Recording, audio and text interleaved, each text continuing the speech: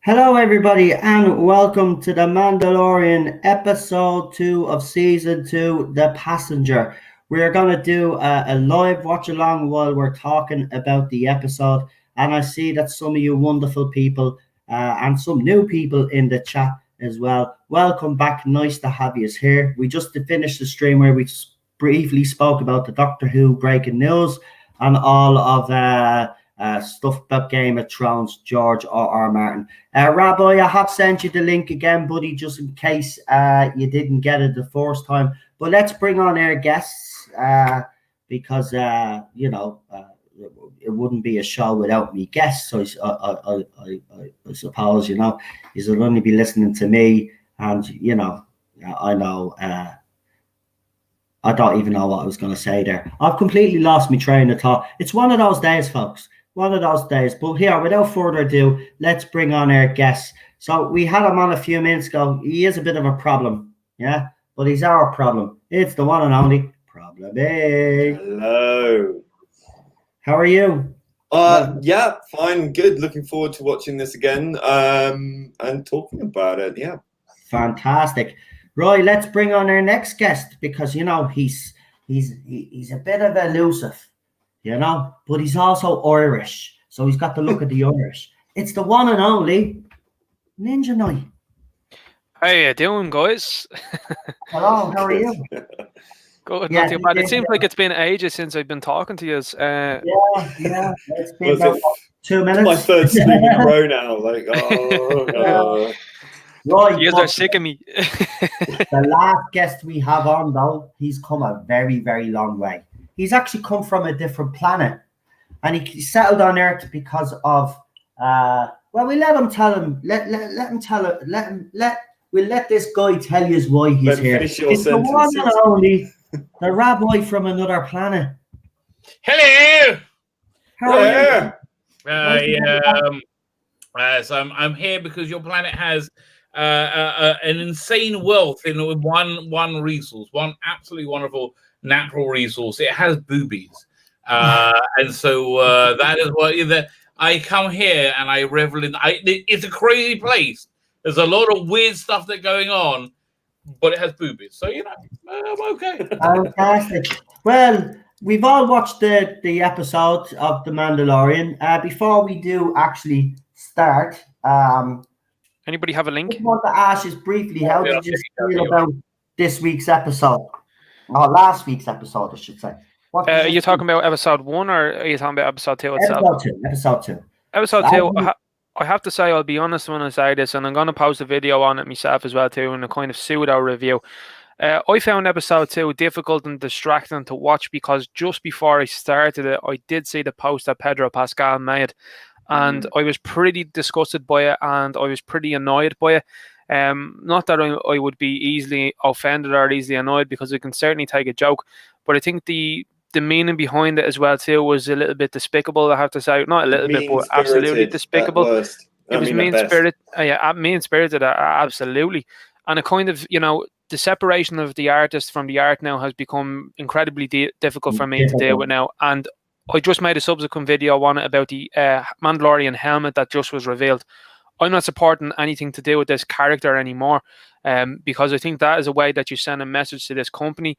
It is a way you politely ask them to sort out this sort of nonsense that their employee is doing.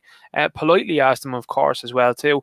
I'm not looking for someone to be fired. What I'm looking for is this guy to actually own up to the mistake he made and to apologise to the fans, because he has just labelled over 70 million people. Over 70 million people as bad guys from Germany in the 1930s, and that is a false equivalence. It is not knowing his history, and with him, with his own parents, with their socialist and communist roots, it doesn't make. Can I just make a point on that? Actually, the bad guys from Germany in the 1930s and communism and socialism today, there is no difference. Okay, it's still socialism. It's only socialism with racism. That's all it is. It's the only difference. I'm a bit bad at racism. But I just want to point out, if you were in Germany in the 1930s, those actually would be the good guys you're talking about. Any other time for the bad guy? Nijnight, I sent you a link to it. Got it there, Rabbi. Thanks. I was just about to reply. We might have a special guest on with us as well. I actually did invite someone from Midnight's Edge onto the channel. I'm going to see if they're actually available. Now, if they can't make this week, I have told them that this is a weekly thing on a Wednesday. They says if they can't make this one, they definitely will try make another one. So I'm just going to send them a actually quick message, because I actually should have done it during the last the last stream that I did. I'm an idiot. I got distracted because, Well, just like YouTube question, isn't it better to stay on the stream longer than do multiple shorter streams? I thought you should always stay on the one stream, right? Well, not with me. By the way, the streams that we did lately, the 4 streams that were limited. Oh, yeah, YouTube's only decided to monetize them all now. I always win, but they take 3 or 4 days. So now I find doing smaller streams. Sure, the last one that we just done won't be monetized, by the way, either. Because they're just idiots. Okay, can I just make a quick announcement as well? Go ahead, Shelley, who is aka Terence Kent, has started a change.org petition for people to sign if they are more than happy to do so. Yeah, but you've got to have like a few thousand signatures before you can put your name on it. Well, in fairness, though, now Bounding Into Comics actually shared and did an article on it. Yeah, so I'm going to put the link in. If you look at my channel, it's jumped since they've done articles. So even if you think the petition won't work, I want you all to sign it anyway. Okay? Because I have heard a few people, well, what's the point in signing it? Listen, I don't normally believe in petitions myself. I think they're a waste of time. But this one is part of the whole thing that we're doing. So sign the petition. That's what I'd say to you all. Support it. Share it. Yeah, I'm trying to put the link in the chat, but wouldn't you know it? The link is one of those super long links. It's 7 characters too long. So I'm going to work it out. Or something. Back to it. Yeah, I'm just going to find. Right, we've got another guest joining us that actually wants to join us. It's Lord Thought in the chat. He's actually asking if he can come on. So no problem. The more the merrier. Listen. Actually, if Shelley wants to send me a message on Twitwats, just DM me a shorter link to the petition, and I'll post it up. I know I can do that, or one of the wrenches can do that. Emails. Daniel got a reply, by the way, but we will be doing that. Yeah, the standard reply, the same wording as previous so-called apologies. With the we understand, certain fans have got a certain view of how the show should be, and it's the same. Yeah, can I say my sentence? Rabbi. I thought, okay, fine. I was just gonna say, I so believe your other rumors now. Wow. Like they're gonna do like the female second, the Dr. Ruth is the second Doctor. I so believe. All I'll say is just because because I'm always safe when I say this. Just because I've gotten a few pieces of information right this time around. Remember, nobody knows with the other information either whether it will or not. But I will say, I do get where you're coming from. But I would say I wouldn't be getting overexcited yet. Just wait and see what happens. He does have an interview coming in the Doctor Who magazine. So I'm going to be doing it tomorrow. I think we should wait for and see if he gives any other indicators away, which he normally never does, but it will be interesting. But Lee, go on. You wanted to finish something. No, I just wanted to say it's real bad show that the BBC are responding in this. It's so transparently bad copy and paste manner where an email's been sent to the Director General. Okay, I understand it's very unlikely he's going to get to read it, but it's really more about volume. But quite honestly, it's this copy paste thing that really annoys me. They said the exact same sentence in the exact same disregarding email that they sent out. Remember when everyone campaigned last time and said emails, and they got this. We understand that fans have a particular way of viewing Doctor Who, and they don't understand and appreciate exactly the same wording. Oh, it's there's so many people going, this shit. Right, we got a new guest. Right. Titanic is thinking, oh, it's just an iceberg. Don't worry about it. Yeah, it's kind of like, which I always thought that was weird. We understand you appreciate how icebergs may appear to you. Yes. You know? Exactly. There are always a lot. Lord Toth is in there now. He is. He's in the chat. Yeah, I'm bringing him on now. So we got a new guest. Obviously, I think we did have him on the channel before because I just realised I do have his email address already. Yeah. So we did the Blake 7. I can never remember who I did bring on. Blake 7. We did the Blake 7 watch along. Oh, that's what it was. And that was a private thing. Yeah. Our Canadian friend. Shh. Say no, that's private. That's on the down low. You know. Shh. Oh well, you know. Right, here we go. Anyway, very exclusive club. We've got the one and only Lord. I can never get his second name right. Thoth. Or Toth, if you want to go real Egyptian. Or Toth. Gentlemen, it is an honor and a pleasure to be a part of this panel. Thank you very much. I appreciate it. Hey man, much welcome. I like to pleasure someone. It's always Oh my God, Rabbi. Rabbi, it's an honor. I love your channel, man. It's an honor to be pleasured. I love Rabbi's piety. Before I start this stream. Well done, Rabbi. We can always jump on Rabbi to demonetize the stream. You can't just know what's going to happen if I'm coming on, though, don't you? Don't you just assume? Yes. They're like, That's why they put on the what you call it, the setting for bad language, because I know either myself or yourself were going to say something that's a bit. It's going to happen, isn't it? What's it? Do you know that guy, the nut guy, started talking to me on Twitter today? Did you see that? No, I'm not interested in that. I keep explaining to him that, like, he's a bigot. I keep explaining what a bigot meant, and then it was like his head just exploded. And he just like kept coming back. Yeah, they do. They always like to get the last word in if they can. I'm going to hand you your ass over and over and over again. I had an idea for a video for him. Someone should deep fake his face onto, the Fury. Funny. Can I just for the record? This is for Not My Doctor. This is from the Not My Doctor. Once again, I'm going to read this out to you because I think it's worth repeating until it sinks in. Bigot, noun. A person who is obstinately or unreasonably attached to a belief, opinion, or faction, especially one who is prejudiced against or antagonistic towards a person or people on the basis of their membership of a particular group. That's us, right? Yeah, that would be us. Yeah. And he's like, he just doesn't like the dictionary definition. He's like, because dictionary definitions to today's millennials is out the window.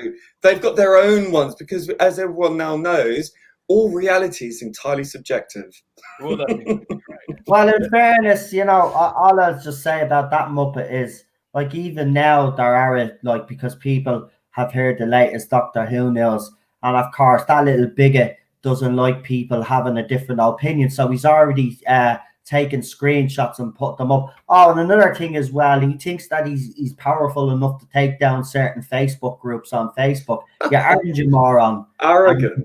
The sooner you realise that, the better. But listen, if you want to play with the big boys, we'll play with you, as we said. I'm not taking on your bullshit again. I'm going to repeat it on this channel that I've been repeating on Twitter. You allowed comments on your thread that allowed my wife to be rape shamed. Now, you keep saying, well, I spoke to you about it on Facebook and I said sorry. Well, your words of sorry are fucking hollow when you don't take down those posts or ban those people. So don't be coming at me with your sorry. You're not sorry because you're still continuing to behave like a little bigot. You're complicit. Okay, you're responsible because you've allowed it to happen. I'm not going to tolerate your nonsense no more. And he continues to allow it to happen. People. Who the hell do you think you are? Who do you actually think you are?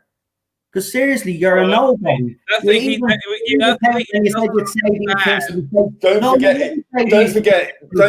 is a little prick. Wait, don't forget, he is the official face of Not My Doctor. But don't forget, he's actually protecting someone else who is the real person behind Not My Doctor.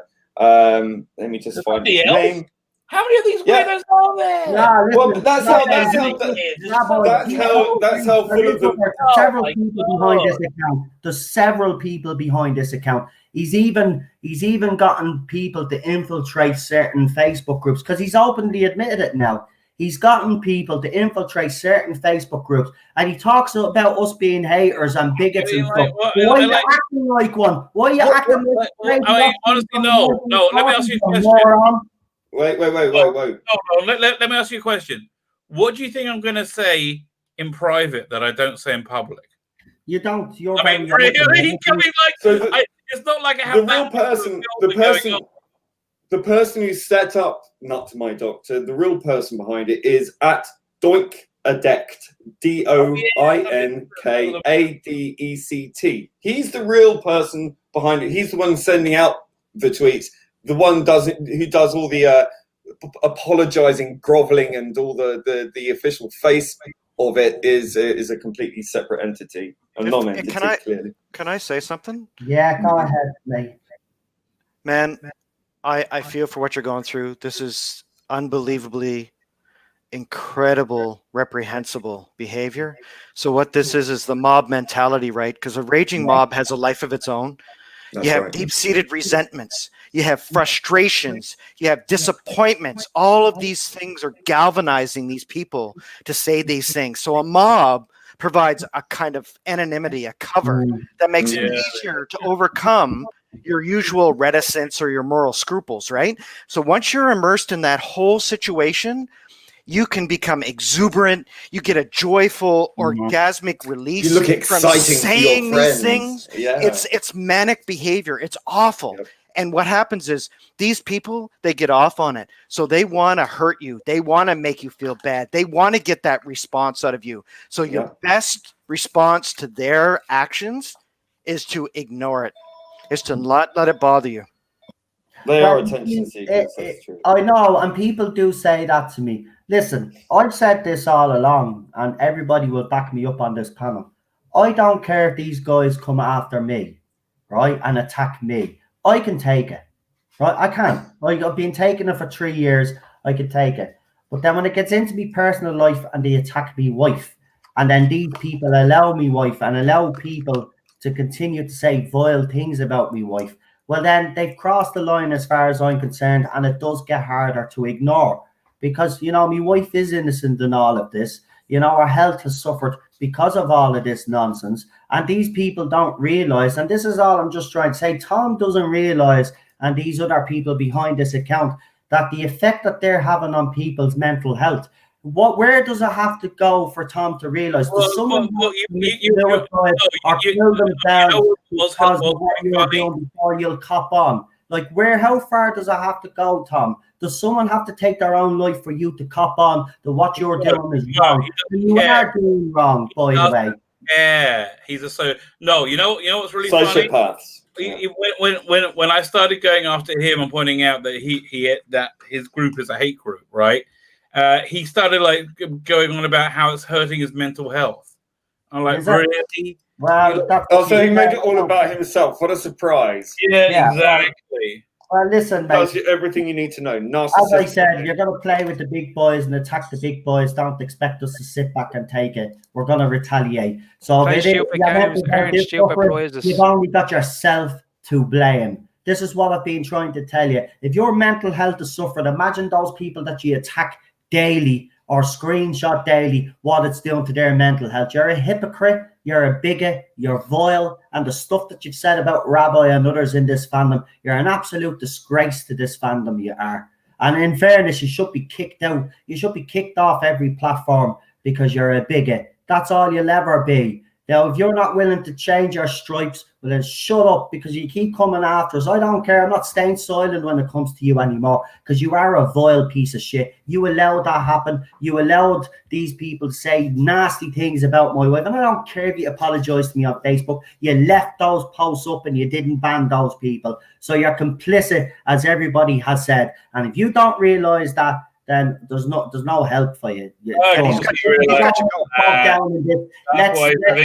here for the Mando part, season 2, episode 2 of The Passenger. So I think we should do that now. We've done 21 minutes of this nonsense. Right, I don't want to talk about anymore. So let's get straight into the episode. I'm going to get it ready now. So if anybody has it, please get it in the chat. Get ready. And I know everybody on the panel, I think, has the episode. So we're going to do the countdown now in 1 minute time. We'll get Rabbi to do it. Rabbi, don't say press play, right? Because you add on a new 2 seconds. Just okay, fine. 3, 2, 1. Yeah. Right. I have invited that Star Wars girl on again to see if she'd like to come on. I did ask Tom Connors from Midnight Edge, I think it is. He hasn't got back to me, but I suppose I did give him short notice. But he did say if he didn't come this week, that he'd definitely try make one of the weeks. So we will have him as a guest at some stage during this whole watch along of season 2 that we do. But I'm ready to go. Is everybody in the chat ready? And is everybody on the panel ready? Fantastic. Look baby. Look at what. We'll just see if everybody in the chat is ready. But does anybody want to add on about this episode before we do start? Just a quickie. I said he kind of, before he watched the episode, obviously, Pedro said those things. But has anybody got anything to say about the actual episode itself? Well, just as a quickie, everybody in the chat, like, share, subscribe. So share this, get more people into this so we can talk about this with a group of 100 people if we could. That would be awesome. And it's good to see some new faces in there and some relatively new faces. We've got JLD Mystery there, and we got the Sentinel there. Hold on, we'll do the shout out. Matt Jones. Yeah, right, go for it. Because we do have new faces, you're right. And I do want to welcome them all. And again, I just want to say to everybody that has subscribed over the last 72 hours to 48 hours, what you'll find on this channel is I don't have a filter. I am out straight about my opinions, and I don't tolerate bullshit. And when I see fake outrage, I will call it out. That's what you'll get with this channel. You'll always get me honest opinions, and I hope you will enjoy it, because it's always fun on this channel. So let's see who we do have in the chat. We have Chris Persia in the chat, number 1 mod, and he said he was second in the chat, so someone else came on first. Yeah, that would be me. Lord Thop was first. Fantastic. Then we have Matt Jones, the Canadians. We've got Dr. Dave. We've got Kip Ellis. We've got Disaster Area, Dr. Dave. Terrence Kent, who I think is Shelley, so welcome. PD Rich. We've got John Steed. John is back again. Hey, John, I hope you're doing well. We've got Jake D, who says, "Hail Noel." Hey, Jake, nice to meet you. Go check his channel out as well. Absolutely fantastic. Nicholas Horton is here as well. Oh, wow. How are you? Retro Dicky is here as well. We got Daniel here, who left a lovely little post last night thanking me and stuff. But listen, Daniel, you don't need to thank me for anything. What you've done with your channel is absolutely amazing, and you're the guy that deserves the credit for it, because you've worked extremely hard. Please go and check out Daniel's channel as well. He's got his own channel, and also JT's got a channel there as well, which is exactly awesome. Check them out. They have channels, and I mentioned them in the chat. To subscribe, folks. As a quick shout out to Jake D there too. He did an outstanding Doctor Who episode today that he's planning a whole bunch of them where he's analyzing Jodie's episodes and comparing them with the old stuff. Yeah. Outstanding episode this morning. So check that out. Put his link up in the chat there, folks, as well, moderators, if you don't mind. We got Glenn Edwards here as well. Absolutely fantastic. See it again, Glenn. Who else have we got? I think I've gotten all these names now, but if I have missed anybody, please do let me know, because I don't like leaving anybody out. You know what I'm like. We've got JLD JLD Mystery, yeah, he's the top guy. we've got the Sentinel as well. Absolutely fantastic. Follows me on Sentinel Twitter. under the top guy. Yeah, absolutely wonderful people we have following us lately, I have to say. Lee Anthony Davis is also here as well. So welcome everybody. So we're gonna watch obviously the Mando episode 2. Oh, hold on, we might have Tom actually. We might have Tom. This would be absolutely fantastic if he comes on. He says he might be able to pop on for a couple of minutes. That's brilliant. I can probably hop on for a bit. Okay, send us your email. Brilliant. Midnight's Edge. Wow. Good call. Well, in fairness, though, you don't. I will advise people out there. Some people say, look at all these. He's asking these people to come on for, and I get. Don't ask, don't get. No, until you bloody ask. If they say no, they say no. If they say yeah, Exactly. I wouldn't have got Gary on if I didn't ask him. I wouldn't have got Az on if I didn't ask him. Comics division, bounding into comics. You ask these people, they'll say, yeah, it might be a bit busy, but they'll check their schedule and they'll get back to you. That's my advice. If you have a channel and you want to bring these people on, you have to ask. And you know what? It shows you that they are true fans as well, because these people, even though they're very busy and they've got really successful channels and all the rest of it, they make time because they are fans. Exactly. And it's absolutely brilliant that someone like Tom come onto my channel, small YouTuber, as I said, and they show a lot of support. And Tom, as I know, the reason why I wanted to bring Tom on, because I think Tom is a bit of a fan of this show, and I think he was like myself.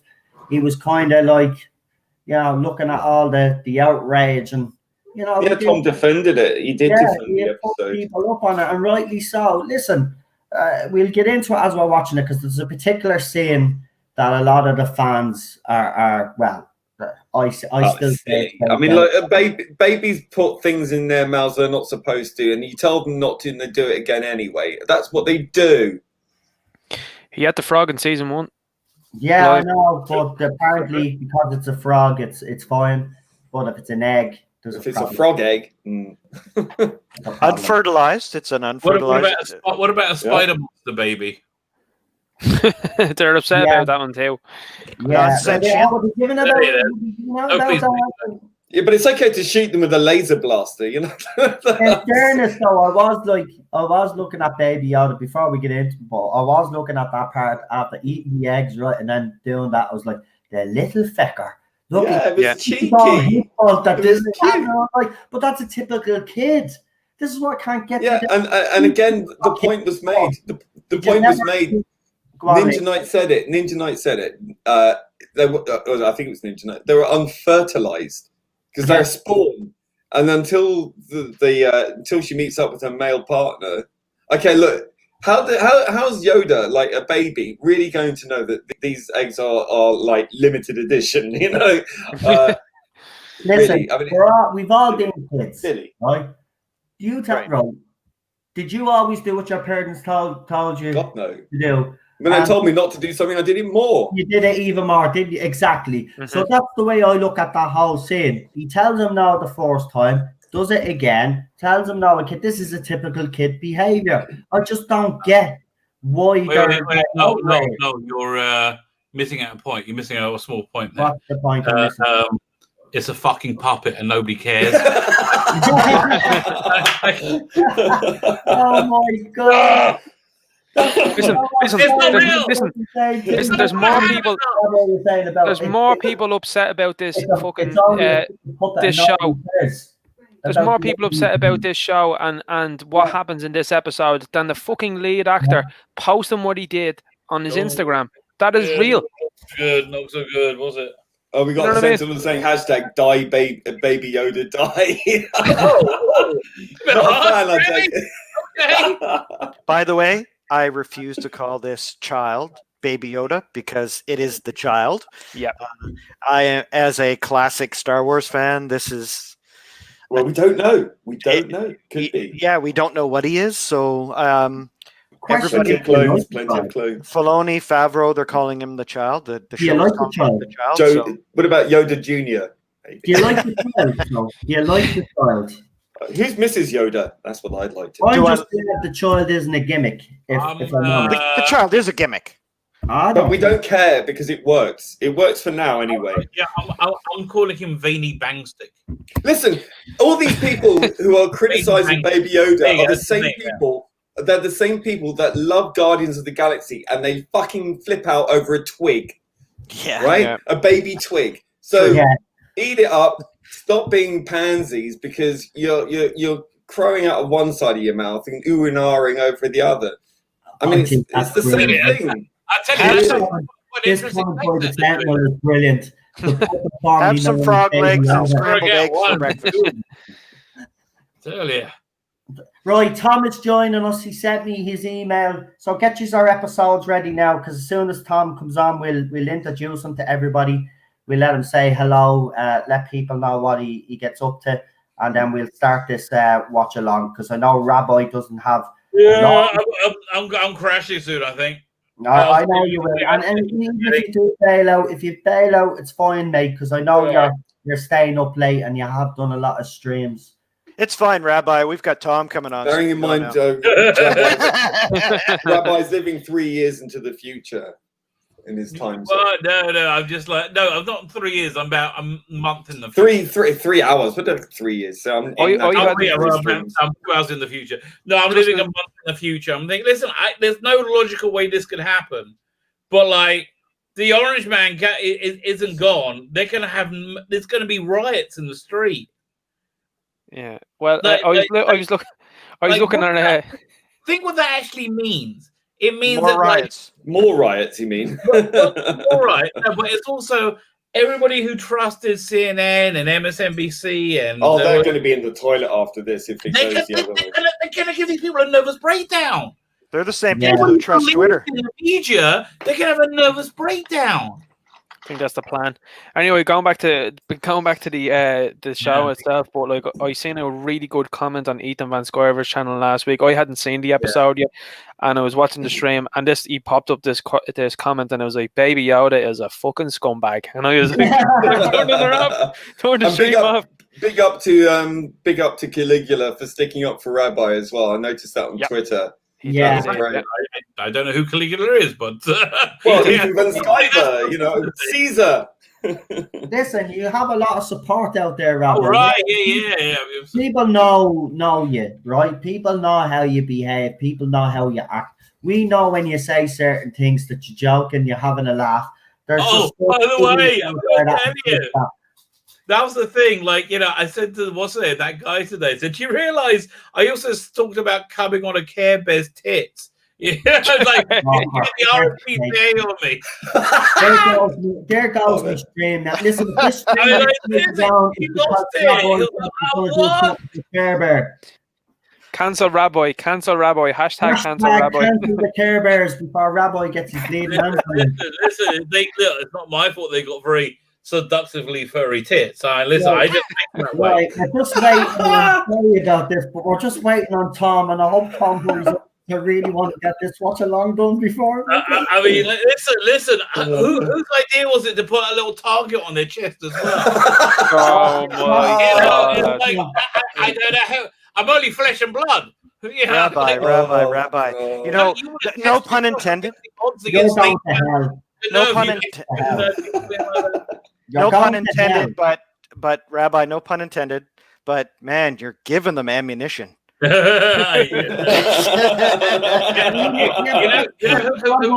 I gave my ammunition to? Okay, maybe a pun intended. No, those Care Bears are going into Care Bears. That boy's certainly hitting his target anyway. Yep. Scared bears. I don't know how I'm going to do it. At some point, I'm going to do some kind of comic thing where you're going to have two My Little Ponies shagging. I don't know how I'm going to work it in.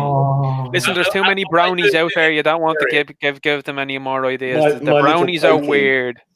The brownies are weird, man. They seriously, they freak me out. Are they called Fronies? No, brownies. Yeah, he's legendary. He's got to be remembered for all the wrong things. Who's that? You. That's If you want to tell the newbies, a well, fact. wait, no, Tom. You want to tell the newbies your story about a tortoise and a lump of crap. Hey, listen, Sleep what can I say? deprivation I does. needed to poo. The tortoise was in my way. You know, that's what happens. That's what Sleep happens depri- when you get my way, baby. I Sleep want deprivation receipts on does that amazing story. things to your. I Sorry? want receipts. I said sleep deprivation does amazing things to your mental facilities. It does. It's You know Just what? being rabbi does Oh, by the that. way, So I'll tell you what we'll do. We'll start the watch along and then we'll just let Tom know where wait, we are. wait. in the episode. Before we do, I had a major revelation tonight. Oh, Like it blew my mind. This isn't joking. I was watching Keeper Track, right? I was watching Keeper Track, and I couldn't work out what's the deal with Melka. Are there like lots of them that just get sucked to that planet, and like what's going on with that? And I was watching it today, and I finally worked out what the hell they were. A Melka there is a weeping angel. Oh. And then it makes complete sense because the master must have got like mixed up with a weeping angel. His TARDIS and that angel got fused somehow, and that's how he got sucked into what's the name into Traken, he's been trapped there for like 30 years. But I guess he like time jumps inside the time. And that's how you do a retcon, Chibnall. Yeah. And also the reason it woke up is because the TARDIS arrived, and it's the way Angel, and it eats time energy, right? So the TARDIS arriving next to it fed it enough that it could start to come alive again. So there you go. It's a much better story now. Yeah. But you're cleverer than most of the writers out there, so you know it's never going to happen. All of them on Doctor Who. That's for sure. Oh, so that right. The current back. So am I, and so is Teddy. So you know. That's it. Right, let's do it. Countdown time. Are we all ready? Yeah. Okay. Rabbi, when you're ready when you've got it all set up, get Here we go. Right, okay. Wait, is everyone in the chat ready? Oh, well, you were ready about 20 minutes ago. 5, 4, 3, 2, 1. Go. Don't press play. Just do it. And we're off. See, it's a puppet. Oh, it's a recap, yeah. Forgot. Yeah. I love the recap, though. This was a great scene. It was, yeah. I love the baby like going inside.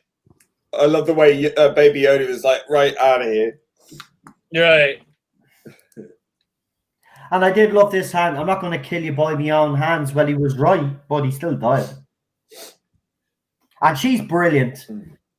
People are criticizing her, that actress. She's brilliant in this. Yeah, I like her character. I don't understand why they're so hard on her. She's great. I don't like her personally, but you know, I think she's fine. You know, she's not distracting. She serves a role. I like her. She's kind of she's a little bit out of place. There's your next. I think she's very in keeping. She's even got the hair. By the way, I'd say that little like walkie-talkie area on Boba Fett's helmet that Mando doesn't have, I really don't like him not having it. It's so much better on Boba Fett's thing. Do you mean the communications antenna? Yeah, the rangefinder. The antenna. Just remember, there's going to be loads of spoilers. If you still haven't watched this episode, this is going to be spoiler fuel because Chris has just reminded me in the chat there. So this will be full of spoilers, folks. So if you haven't watched it, you need to tune out. I can't believe I'm actually saying that. This really made my toes cold. Okay, so wait, check this out. He must have gone back to Tatooine, gone back to the woman and picked up Baby Yoda because Baby Yoda's with him now. So now what's he doing? Is he's nipping out for the shops to get some milk? But this scene, what's going on? No, the child was with him in the previous episode. No, the child was with the lady, wasn't he? Yeah, but see this scene here. It's reminiscent to a Clint Eastwood movie. Right. The way he's coming in on his horse, you know. The child was with him on the attack of the Crate Dragon. He didn't leave the baby. No, he was with him, yeah. There you go. Sure, if you remember, he goes to the town with him. He goes to Mos Pelgo, isn't it? He goes to Mos Pelgo with him. That should have killed him. Yeah. Well, it should have snapped him in half, shouldn't it? In reality, yeah. And that baby should be, well, I Crimson reckon, Mist. But this I reckon part he is cute. like hovered himself a bit to cushion himself. I've personally seen the results of bodies when they've hit something at 100 kilometers an hour. So, Oh, yeah, that's not something most people can say. yeah, Who isn't a serial killer? true. Have you ever seen a Sean scrotum? Have you ever got a shoebox with a foot in it? No, I haven't. Oh, what a shot. Love it. I love that scene though. Look, when this asshole had the knife to him, I was like, no, leave him alone. Seriously, the child is cute. Yeah. Yeah, I okay. can tell you, I still don't care if they replace this actor. No, Yeah, for me, he can go. When I found out that he wasn't even doing his I own, loved him in Game of Thrones, but here he's just like, he's so replaceable. when I found that he wasn't doing his own movements, like that was somebody else as well. I thought, what's the point? Yeah, I kind of liked his voice, I mean, like, but I'm happy for him to go now. Like, compare this performance to Brendan Fraser in Doom Patrol. Oh yeah, Mr. Robot Man. Yeah. Yeah, and like that show is made by Brendan Fraser's performance. Mm-hmm. This show is like the show is good enough that his performance is like tolerable. So But my question is this. So the whole reason that these people went there was to get the child, right? Because they say, grab the child.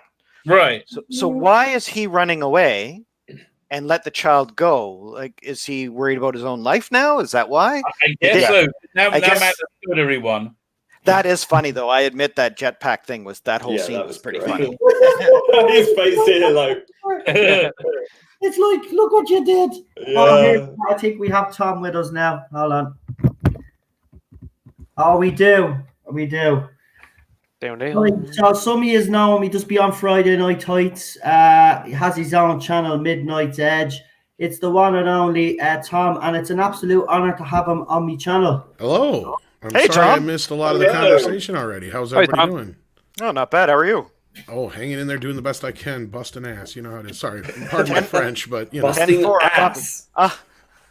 We're doing a live watch along, Tom. But we've only literally started. We're only 5 minutes and 18 seconds Right, in. he's If you want to just, actually, walking in the desert right now. right. How far did he walk, you reckon? I say a few miles. Yeah. Although I still think he was just nipping out to the shops to get some milk. I'm going to go get some of that blue milk. You want blue milk? I want blue milk. How about the Bantha milk? You want some Bantha? No, I'll just get the blue milk. I want green milk. What's curious to me is why does he not put the jetpack on his back and just fly with the jetpack? That's a very good question. Maybe he spent too much fuel. And why does everybody like crate dragon meat so much? They were really There's into plenty that. of it right now, that's why. Well, it's a Tom, delicacy, while right? we have you here, just wanted to ask you: Are you a fan of the Mandalorian and what they're trying to do? It's an interesting question. So far, I don't hate it. Right. It took me a little warming up to the first season. I enjoyed the latter half of the first season. So far, I didn't care for the first episode of this season, but this one I thought was a little bit better. But I understand a lot of people's gripes, and I'm one of those who sits there and keeps asking myself, would I enjoy this show so much if it wasn't for the Star Wars sequels coming from Disney and how bad they were? Yeah. And if not, is this something that I would enjoy if they were good? But would you have liked it if the Disney Star Wars hadn't had any sequels? This was, let's say, the first thing after Rogue One. Honestly, I've said, again, I'm just speculating, obviously.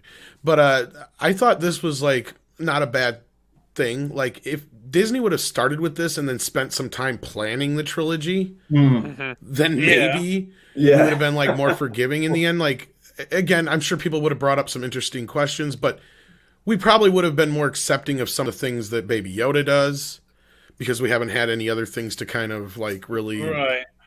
Base it off, bump into that, yeah, and it would also kind of just be an interesting kind of reinsertion into this universe. It's at the proper time period. It's right after Return of the Jedi. So it's like a lot of people are going to be like, okay, we want to see this. This is what we need to get us, prepped for what's coming next, because we know it should be however many years in the future. Of course, we're all interested to see what happened right after the fall of the Empire. And of course, I loved how the first part started out of The Mandalorian, where it kind of showed, there were still remnants of the Empire around, and they had that little conversation. I don't remember exactly how it went, but bounty hunting is a complicated profession. Well, no, the stormtroopers are like, I miss the Empire. Yeah, we used to have, security and healthcare and all that kind of stuff. That kind of thing. What has the Empire ever done for us? It's coming to America, baby. They gave us healthcare. Well, yes. Well, so we have a bunker. Get into it now. Tom, what's your thoughts then on the rumor of Luke and Leia showing up? Would you like to it's worrying. Poses the question to be asked. Would you like to see Luke Skywalker's character being go, because with the sequel trilogy, a lot of fans believe that Luke Skywalker's character was obviously ruined. Do you think assassinated? Do you think if the Mandalorian tries to rectify that, would you be happy with it? Well, they can't make it worse. Well, again, I think if they do that, though, I think what will happen is they'll bring Luke in and make it so it can't be the sequel trilogy. They've already have continuities things that make this not able to sync up with the prequels, the sequel trilogy now. Yeah, but I heard that's being done. Somebody went into it, but I can't remember what it is. But it's they're putting in continuity glitches to discredit the sequel trilogy. Yeah, that's an interesting bit. And again, going off of that, I mean, unfortunately, we don't have Carrie Fisher with us anymore, but you have Mark Hamill, and you can do some really good deep fake stuff now. Exactly. Hamill is allegedly signed off as likeness for this, and there's supposedly someone was around on set for this one as a young Luke or a younger Luke. Well, see, here's the funny thing about the likeness deal. All the cast have always signed off their likenesses to Lucas. Yeah. In the past, so I would have thought they would have all transferred with this deal. Maybe they didn't. I could be wrong, but I would think they would have. Here's the thing: I've just worked out what the connection is. That they had this insanely bad approach to doing the sequel trilogy. They didn't plan it, and that's just incredible. It blows my mind. But also, they're really into this identity politics stuff, which is just so stupid. It blows my mind. So I'm trying to think, what's the thing that connects the two, right? What is the thing that connects the two? And why is it when they bring wokeness into something, they always do it very, very badly and incompetently? And I just worked it out. Here's the answer. You gotta be really stupid. If you're really stupid, this is the best you can do. And I'll say, just to go back on the point of the likeness thing, and in my experience being on set as an extra on Rogue One and Solo, which lost money, we all got body scanned in 3D, all of us, every single character. Now, it wouldn't be unfeasible, therefore, to assume that Princess Leia or General Leia at the time would have been 3D scanned when she was alive. Oh, that's coming then.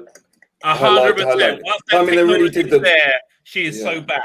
I can imagine. 100%. Now, lads, this is the scene that's caused most Star Wars fans to actually complain. Now, me personally, I've called it out. I think it's fake outrage. I mean, you are like giving out about a child, right? Mando tells the child off here, but like all children, we've all been children in the past. We never do what our parents tell us what to do. We always do the opposite. At that age, you don't know what is right and wrong. This scene has happened, and I want to get everybody's opinion on the panel about this, because this is the one thing that has annoyed me, right? I get Disney Star Wars fans or Star Wars fans, I should say, are disappointed in what Disney has done with the sequel trilogy. I get it, right? I really do, because I'm a Doctor Who fan. I get what it looks like and feels like to see a franchise canon being destroyed and all of that. But this scene, right? This is what annoys me. Yeah, criticize the story, yeah.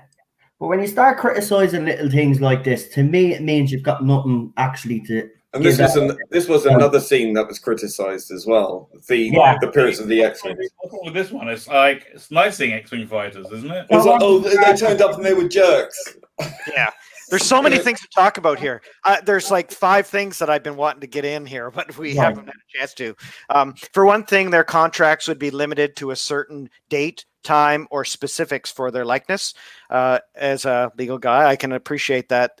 Every time you sign a contract like that, it's very specific about Disney holds you in their grip for life. Because I signed an NDA with them, and it literally says in there that in perpetuity you are. Yeah. Then my guess is they had Mark Hamill and all those guys probably re-up at that point. Yes, I would think so, because Disney would have been the new trilogy, so they would have to, because it's not specific. Well, no, it's still Lucasfilm, but with Disney taking them over, they probably re-upped. I would assume. Well, as I said before in a previous stream, when I was on in the queue for getting my costume for Dark Shadows, I was sat next to this guy and we started chatting. It turned out he was one of the original stormtroopers from Star Wars, and he was telling me all these stories about how he could travel the world. He's got invited because of just by being a stormtrooper in the original movie, that he was invited all over the world, Japan, America, and all over the shop to go. Wasn't Anthony Forrester, was it?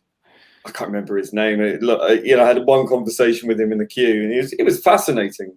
Yeah. But he said, you can't do that now, because in the contract, if you sign an NDA with Disney now, it's like you can't do any of that. You can't make any money, even if you're invited. You have to turn them down. Even if they're just paying for your tickets, you can't do it. Wow, it's absolutely crazy. But an NDA would be different. The NDA would be different than a likeness clause. That would be the non-disclosure clause you're talking about, right? I know that they're probably linked. It's all inclusive. It's the whole shebang, baby. Probably, I would have thought it's all about how much juice you got. Like you got nothing, right? You got no leverage. You got no collateral. They need Mark Hamill. I reckon he's got more juice. I reckon he could probably get a better contract. Yeah. I think like Harrison doesn't want to come back. Cardi's not coming back. But they devalued his character so badly. It's worth less than when it started. Screw you, they will screw you.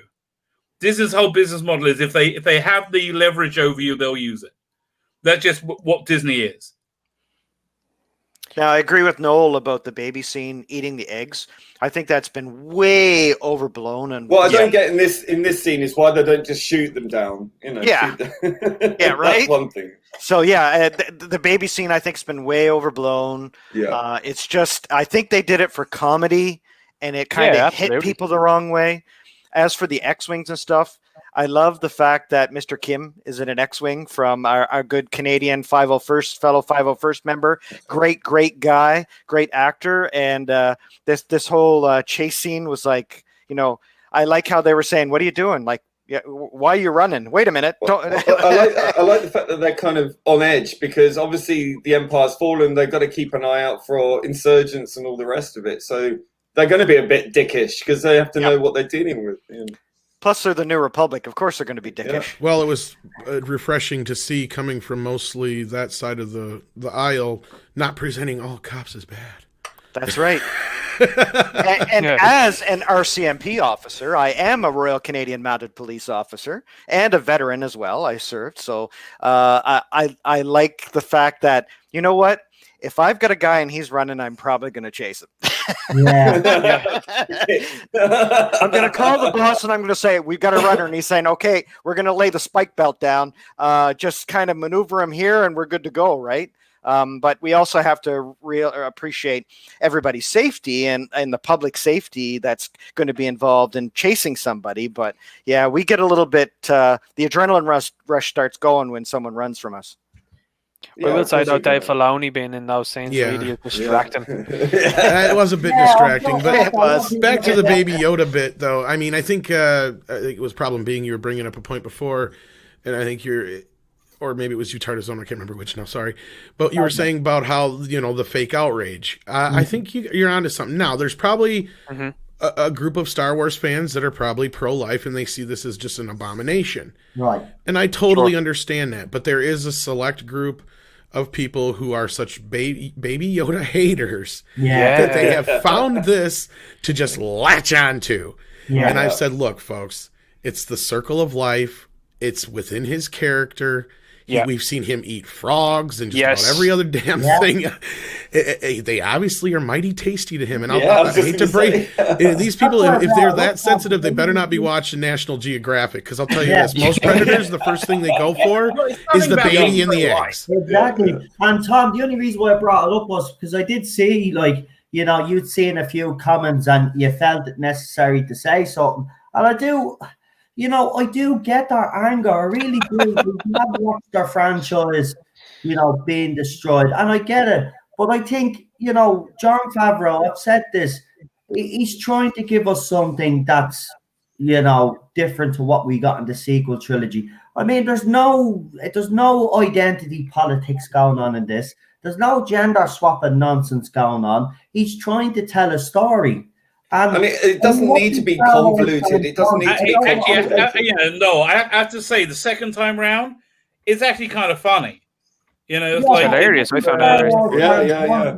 I just don't know what they want now, because I'm getting confused. Like, he's criticised sequel trilogy for doing all the things that he didn't like. This show is not doing any of that, and he's still criticising. I mean, where do you draw the line? I mean, look, what do you want? What does Star Wars fans actually and there's another criticism in this as well, that this was like a filler episode, like, you know, Monster of the Week kind of thing. But I think they know, I mean, any of the sort of big massive Star Wars fans, you know, got into the extended universe.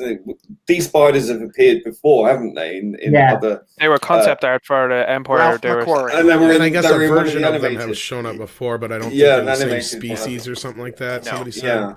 But it seems like that could be setting up something else as well, and this character might not just be an incidental character. And the other complaint was, well, this is a filler episode, but it's a first part of a second part story. You can clearly tell when this ends, there's going to be a second part to this actual story. So again, I just would say to Star Wars, what do you want? I mean, Jon Favreau is trying to give you something and tell a story. Right, I know there's people out there that are sticklers for canon and stuff like this. I get that as well. But listen, this is something that Disney haven't treated this IP with respect, let's be honest. But you got a man in Jon Favreau who clearly does respect it. You know, he's even gotten Lucas, you know, we've seen the photographs of Lucas on set. He's trying to get the guy involved, make us all feel part of it.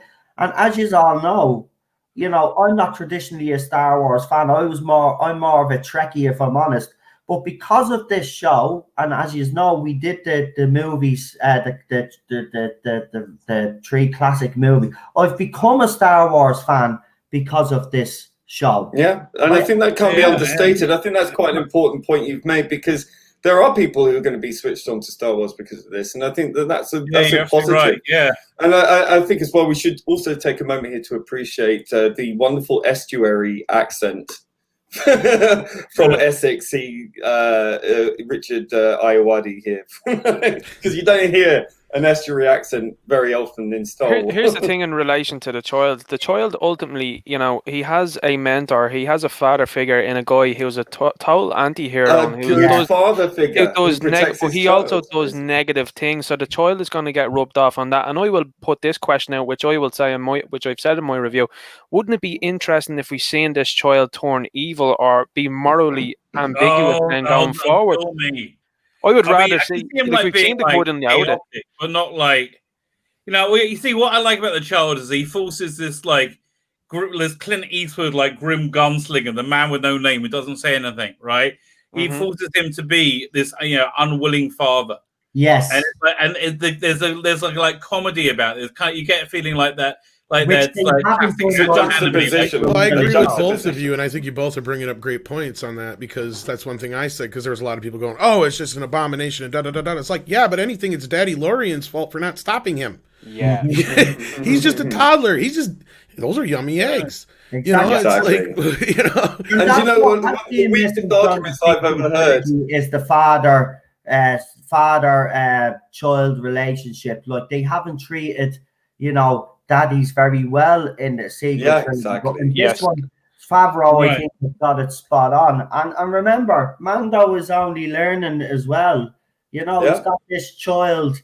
He's actually we're living his journey. We're watching this journey and this relationship unfold in front of our eyes. And it's a comical one because it is such a juxtaposition. It Right, really exactly, is. exactly. And that's its winning formula. One of the weakest arguments, though, is, Yoda's 50, so therefore should know better. You know what I mean? It's like, it's 50 in, like, that species' time. Well, Yeah. speaking of him being 50, I think he's a lot smarter than everybody gives him credit for, because he's cute.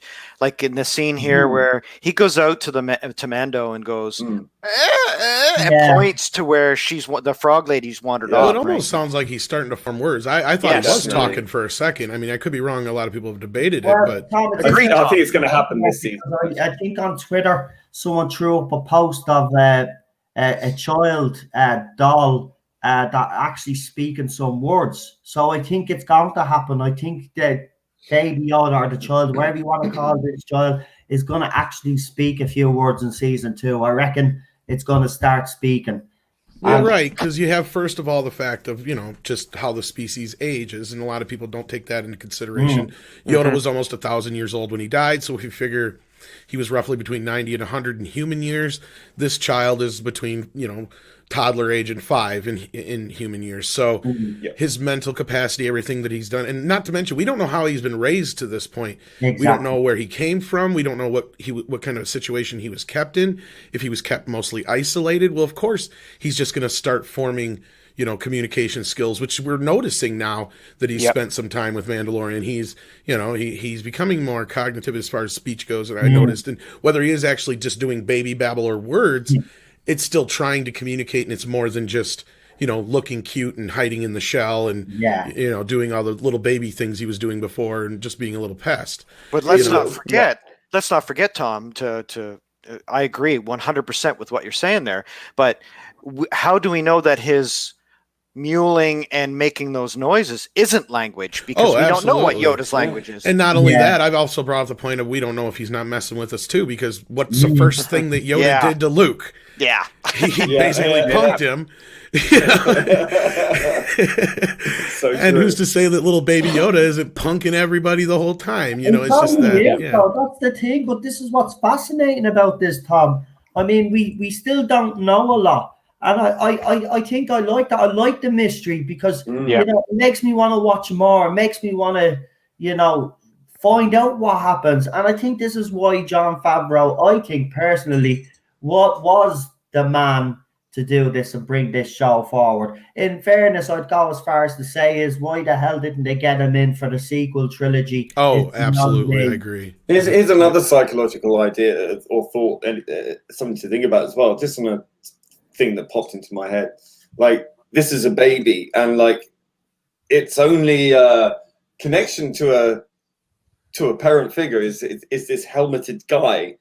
It's like, faces are so important to a child growing up, right? So how does he connect, on a sort of in the physiognomy? Right, and that's what I was bringing up, is we don't even know what he's dealt with so far. Yeah, exactly. And he's that's now in what this, your point, right? thrown into this really weird situation, and he's found a father figure, and we were probably guessing the first time in his life he's probably had any kind of kindness, because we have no idea the situation that he's in, and the people that hired Mando to get him in the first place, they were willing to take him dead, I believe, was the whole thing. They wanted him alive instead. But and he was surrounded by bounty hunters as well too, which is important. I can't recall exactly, but There we go. I think this scene is great as like Aliens. Yeah, very much so reminiscent of it. Yeah, baby Yoda's fault. And see, that lands into the fact that he's not being a good dad and not sorting him out as things go along. He's indulged the child through this episode, been like, no, not really having any sort of consequences for him, and then this, of course, then. So I think if you're going to make a character arc from here, he is going to be more watchful of the child. And I mean, the episode does start out with him not really watching the child, and the child becomes a hostage then, you know what I mean? And, so I think that this is a nice arc. Little kids around that age, let's say 2, 3 are little shits. All right, they're gonna absolutely, yes. They're gonna cause called the terrible twos unimaginable amounts of annoyance and trouble to the chagrin. It's outrage. That's why I call it fake, because we've all been kids. And that's what I can't understand about. No, you know how these kids like to be outraged. It's like their favorite thing. And did what you were told all the time. No, you didn't. We all disobeyed our parents. It's the terrible 50s, Tom, not the terrible 2s. Well, as most say, I'm still acting like a toddler. So, I mean, I think this whole sequence is absolutely brilliant. I mean, as much as it is horrendous and it's still brilliantly done. I'm not sure remember this you is guys Harry are Potter in a way too, as well too, in Chamber of Secrets when the spiders Oh my attack. god, it's so cool. Oh, you're in the spider section? Yeah. It's the big spider is just chasing him down now. That's where I'm at. Yeah, this reminds me of eight-legged freaks or arachnophobia. Yeah.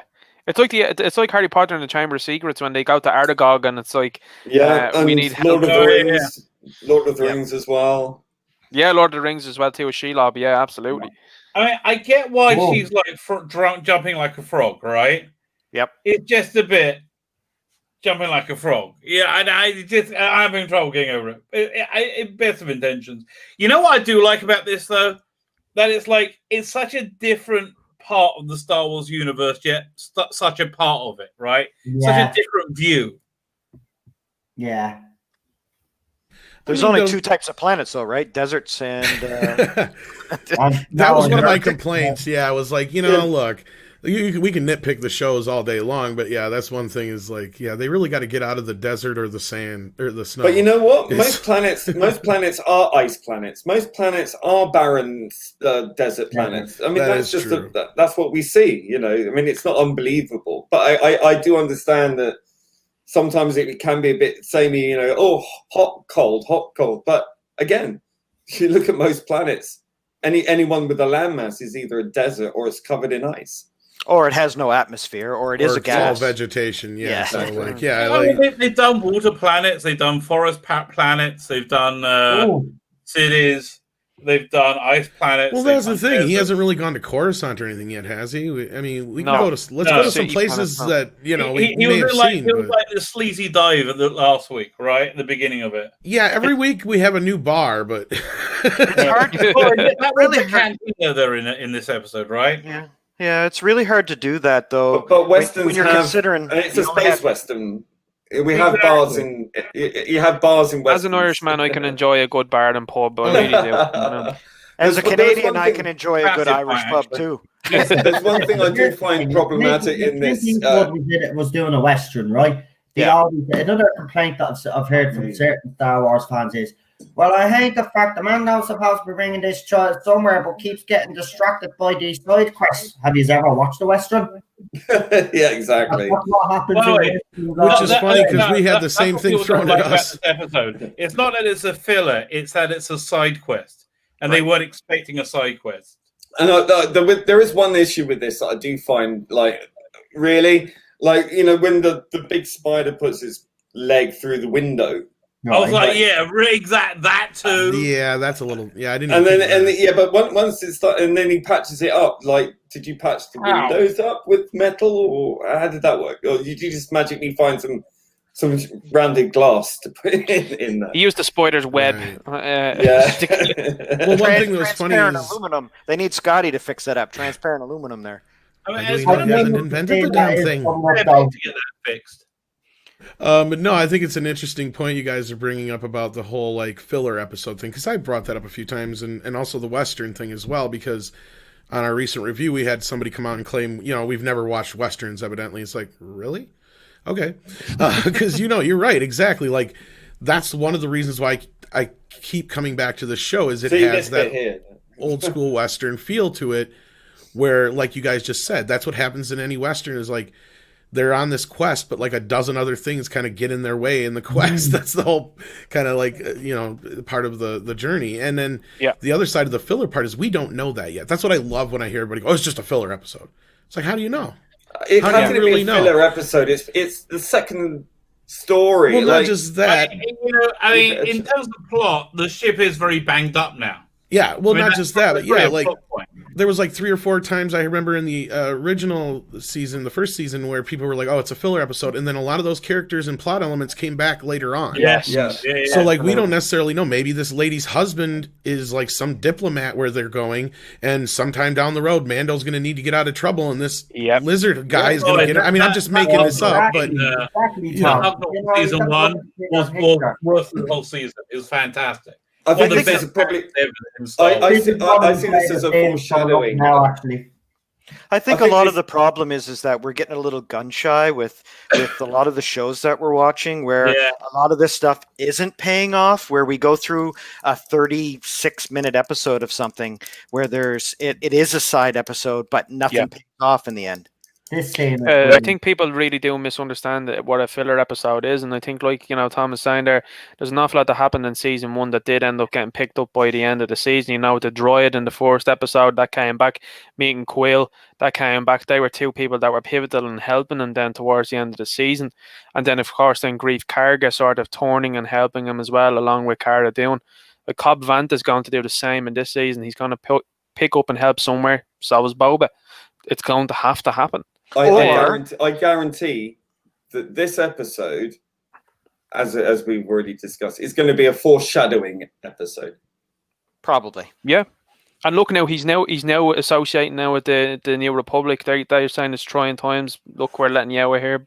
And that's where I think the foreshadowing from this episode is going to come in. Not necessarily these 2 pilots, but the New Republic, his transponder, the ship being banged up, like the rabbi said. I think hopefully there's a payoff there, because it might not necessarily be this egg person, although her husband might be important to the next part of the plot. Right, and that's what I was saying. And it may not be, but again, just bring up that point of we don't know what a filler episode is until we get to the end of the story. Exactly. True. And even if it is, so what? Yeah, well, and that's the thing. Yeah.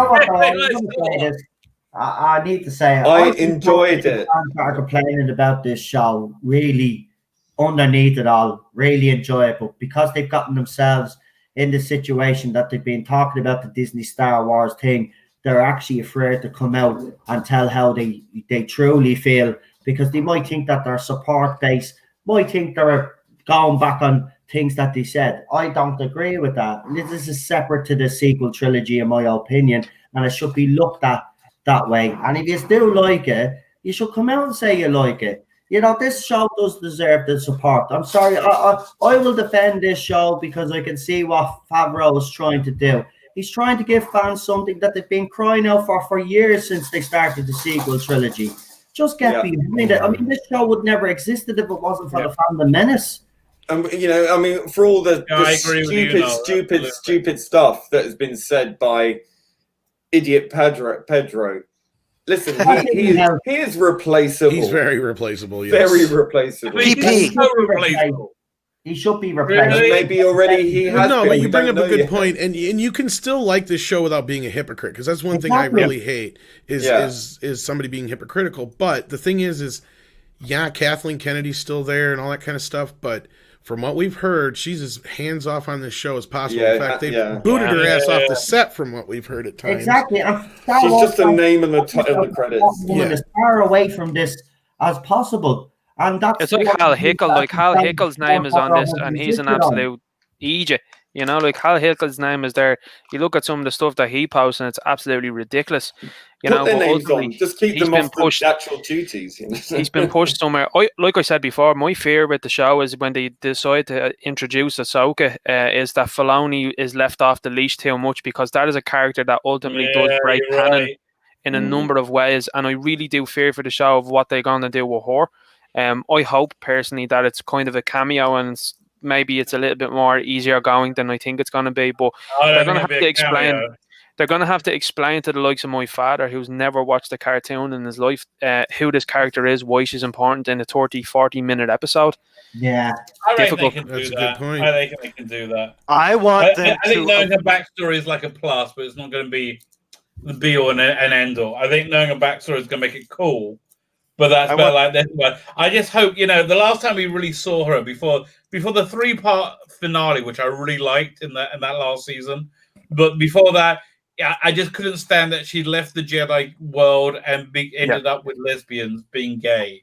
It was her lesbian awakening Those, you remember that 4 episodes? Like, really? Yeah, it He's was with really those bad. Hispanic girls, like repairing But their shit. that to me is an example of that's an example to me of Filoni being left off the leash. Like, I mean, look at those first 4 episodes of that Clone Wars. That was bad. That was Those not first good. 4 episodes were super powered clone troopers, which we've never seen before, which is quite unusual. Then you had the Bad Martez arc, which I thought was woeful, and then you had her being able to face Darth Maul.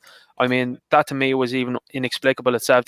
And then like Anakin handing her back her lightsabers, I think is really a bad idea as well too. It was the just worst shows season. negligence. I really like the Worst scale season of of it. Clone Wars ever. One, how it was like the side story, but going on at the same time as Revenge of the Sith. I really like that. Like, what were the clones doing during Revenge of the Sith? And it had George Lucas wrote it, I think, and it had that real feel to it. And you know what? I think the way they went against them, I think the way Filoni went against them and didn't kill off Ahsoka Tano, because that's what George wanted. I think that's what needed to be done. It was written by George Lucas. Like, he found like his lightsabers. I know. I just liked it. I really like. I mean, I'd say I just like how it dovetailed together. Ahsoka breaks. Yeah, the Genndy Tartakovsky ones are far better. They sync between 2 and 3 much better. You know. Agreed. Yeah, but I'm just going to say, by the way, we never got high def version. Just going to say, I'm going to defend the music here. I like the theme tune, and I don't care if people think that it's grown on me. It's grown on me. Listen, I think it is a grow. So much. I like the theme tune. It's not as bad as they make it out to be. I think it's adequate in some places and really good in others. I don't think it's half as bad. Is it like Star Trek Enterprise? No, not that bad? No, don't do that. Don't bring that up. Stop it. Stop it. Sorry, I had to because I hate and definitely no Star Trek theme should ever have any singing in it. That's for sure. True. I personally think that. Go ahead. I think I have just 2 things there. One, Ahsoka breaks the show. I would rather them stick with the whole Mandalorian bounty hunter, have the child story fill out here, and have her show up for maybe an episode as a cameo and then go away. It's the same thing as Boba Fett. I think that the Timothy Olyphant cameo, co-star, whatever you want to say, for the first episode was outstanding. Loved him. Loved that episode. I think that him showing up this season may not happen. If it does, it might be a cameo. But I would, if there is a Boba Fett spinoff, which I'm still on the fence about whether or not I'm going to want to see more on Boba Fett. I like the mystery. I like, that maybe he survived, maybe he didn't, maybe he's a clone. I know he's probably going to be Boba Fett, but I think that maybe Timothy Olyphant filling in as a kind of like a foil for Boba Fett would be cool on a spinoff. I want to see more Cara Dune. I want to see more of the bounty hunter aspects of the universe. I don't want to see Jedi stuff. Well, here's the thing when you're saying about there Boba Fett, like the interesting thing about Boba Fett, when you look at that shot from the end of that episode, he's actually wearing Tusken Raider gear, it seems, and carrying their weapons on his back. So I think it's a long game as well too, like Tom was saying earlier on with Jon Favreau, where in season 1, like, why does the Mandalorian know their sign language? Why does he know how to speak to them? Then season 2, episode 1 hits it straight away, hits that note of how come he knows how to speak their language? Why does he know their customs? And I think it's going to come full circle down with Boba Fett in some sort of a way. I'm very intrigued to see what they do with that one. Yeah, but I do agree with you. I think they should stay away from the Jedi as much as possible, particularly known Jedi. Meet new Jedi. I think I'm all for that. Meet new Jedi, but don't bring the likes of Ahsoka in, because again, like I said, you have to explain to people who she is now. You know what I mean? And that's a difficult task. Yep. Yeah, I don't mind them dealing with the Force. Like, I don't mind them, like, because they, Mandalorians have the black saber thing. Which is that's kind of Forcey. So I don't mind dealing with Force from a different direction. So like, and I know there are different directions other than Jedi's that deal with Force. So they could have gone into different things. And that all stuff is interesting. Again, having Luke Skywalker turn up, if it's more than just like you see his hand or something, he hands him. So like very. If it's more than if he's actually a character, that's going to be... I mean, listen, they built a trust. I'll give it a go. But that's going to be hard to pull off. I don't see how they can pull it off without that just being cringe. Dr. Dave had a good point there. I think it was Dr. Dave where he said perhaps they are taking their time with the show. I'd like to hope so. It's difficult when you only have 8 episode seasons that are 30 to 50 minutes long because it is kind of like a movie every season. I mean, of course, it's a little bit more time than that. But I think that for them to develop deeper characters and deeper storylines, it might be challenging. And I would like to believe that maybe they are taking their time. And I think that's where we need to get past the criticism of this is a filler episode because I think there's a lot of stuff in this episode that was fun and cool. And I think they're really trying to give that to the fans. I do. And that's why I'll defend it staunchly, because I do believe that Jon Favreau has good intentions. And I do believe that they really do want to tell a story. And it does look like they are taking their time. I don't care. If the payoff at the end of this is good, we will forget about all of those other things that people have been talking about. But I do think a lot of it out there is fake outrage, to be honest with you. And you know, I'll say I just don't know what Star Wars fans want now at this stage. Yes, look. It's just looking for things to fight over. Complaining, right? Like I can't imagine. Can you imagine if Doctor Who suddenly does something good? A lot of people will be like, wait, what? Like, let's say the next Jodie Whittaker season, Doctor Who, and it's really good. Yeah, your brain won't be able to cope with it. You'll at first you'll like complain.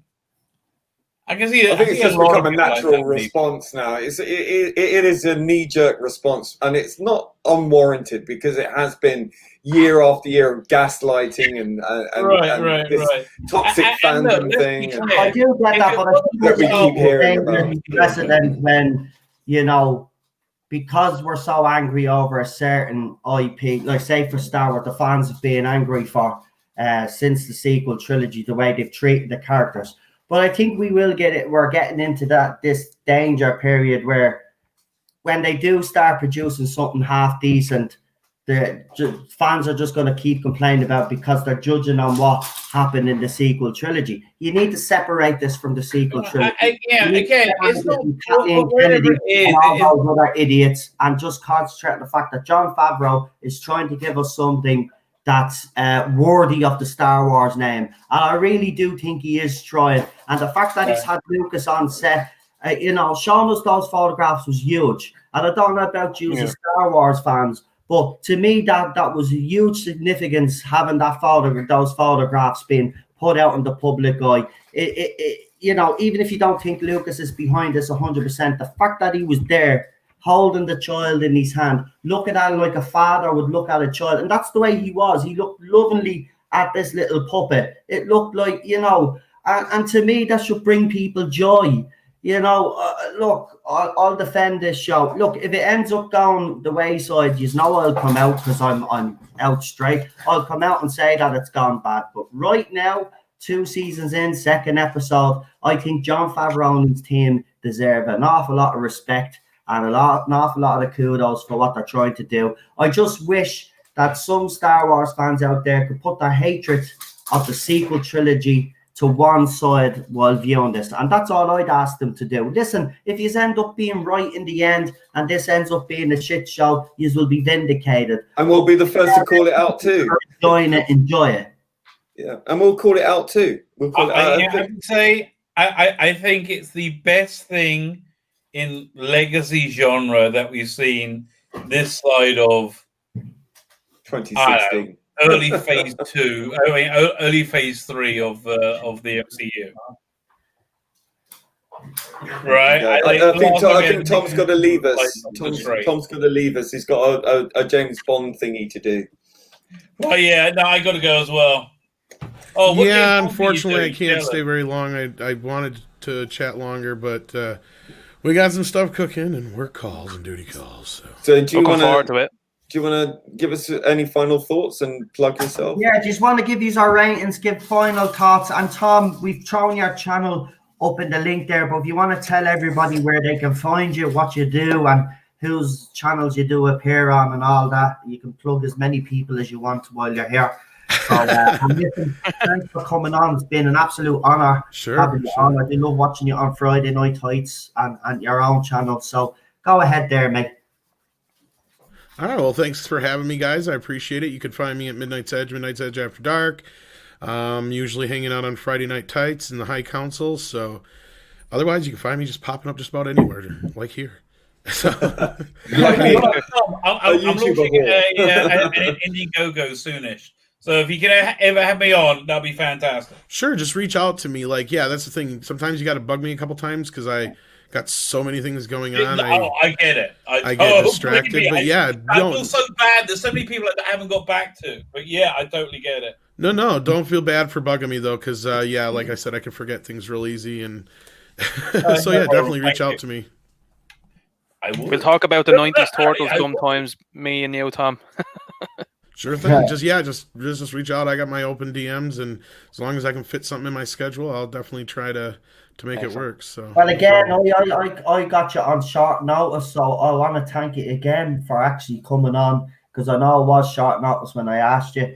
And fair play, as we were saying before you come on, big streamers like yourselves are very supportive of small channels like mine, and we really do appreciate when you pop on.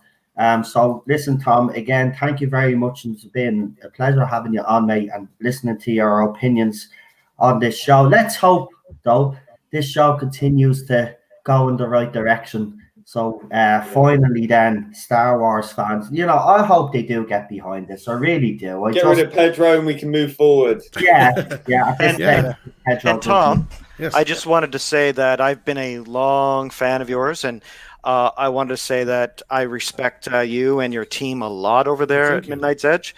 My wife even knows who you are, so that's quite impressive. And I've seen you in the chat. I've seen all you guys in the chat, actually. And I wanted to say that to echo what everybody here is saying is you've been very supportive. Every time I would say, "Hey, how's it going?" you always replied. You were always very nice, and it's an honor to actually meet you face to face, air quotes, and thank you very much for coming and joining us. This was awesome. Well, no, I appreciate it, and I'm no different than you guys. I mean, it just happens that some days you get lucky. I'll put it that way. Lothoff is so Canadian. I love it. He's so polite and lovely. Oh, I'm sorry. No, don't be sorry. Don't be. I love it. But no, you guys are great, and I hope the show continues to be good, and I hope you guys all have continued success too on YouTube. And again, don't be afraid to reach out to me in the future. So my DMs are open. So have a good evening. Take care, guys. Thank you so much for having me. Take care, man. Thanks a lot. Take care, Tom. Thank you for coming. I'm going to duck as well. Good evening, everybody. Rabbi. Give yourself a plug. Rabbi. There you go. Give yourself a plug before you go. Don't just jump off like you did. He just jumped off. You just jumped off. Right, anyway, I speak for Rabbi. So you can find me on a Rabbi from another planet. Go like, share, and subscribe, and all of that rubbish. Blah, blah, blah. There you go. Ring that little bell. And hit that little bell, as he says. But Tom's channel's in there. Rabbi's channel will be thrown in there as well. But listen, guys, obviously we can hang on for a little bit more, but because we can give a proper review now. So Lee, I'll start with you first. What did you actually think of this week's episode? I enjoyed it. I think it's a shame that people will nitpick at it. I think out of just knee-jerk reaction. I think it's as I said earlier. I think it's kind of a foreshadowing episode. I feel it in the Force, and I think it. I think it's. I think it was very gripping. I was engaged with. Again, it's not overly long. It's not overly complicated. It doesn't bother me. I think the spiders were really, really creepy and brilliantly executed in more ways than one.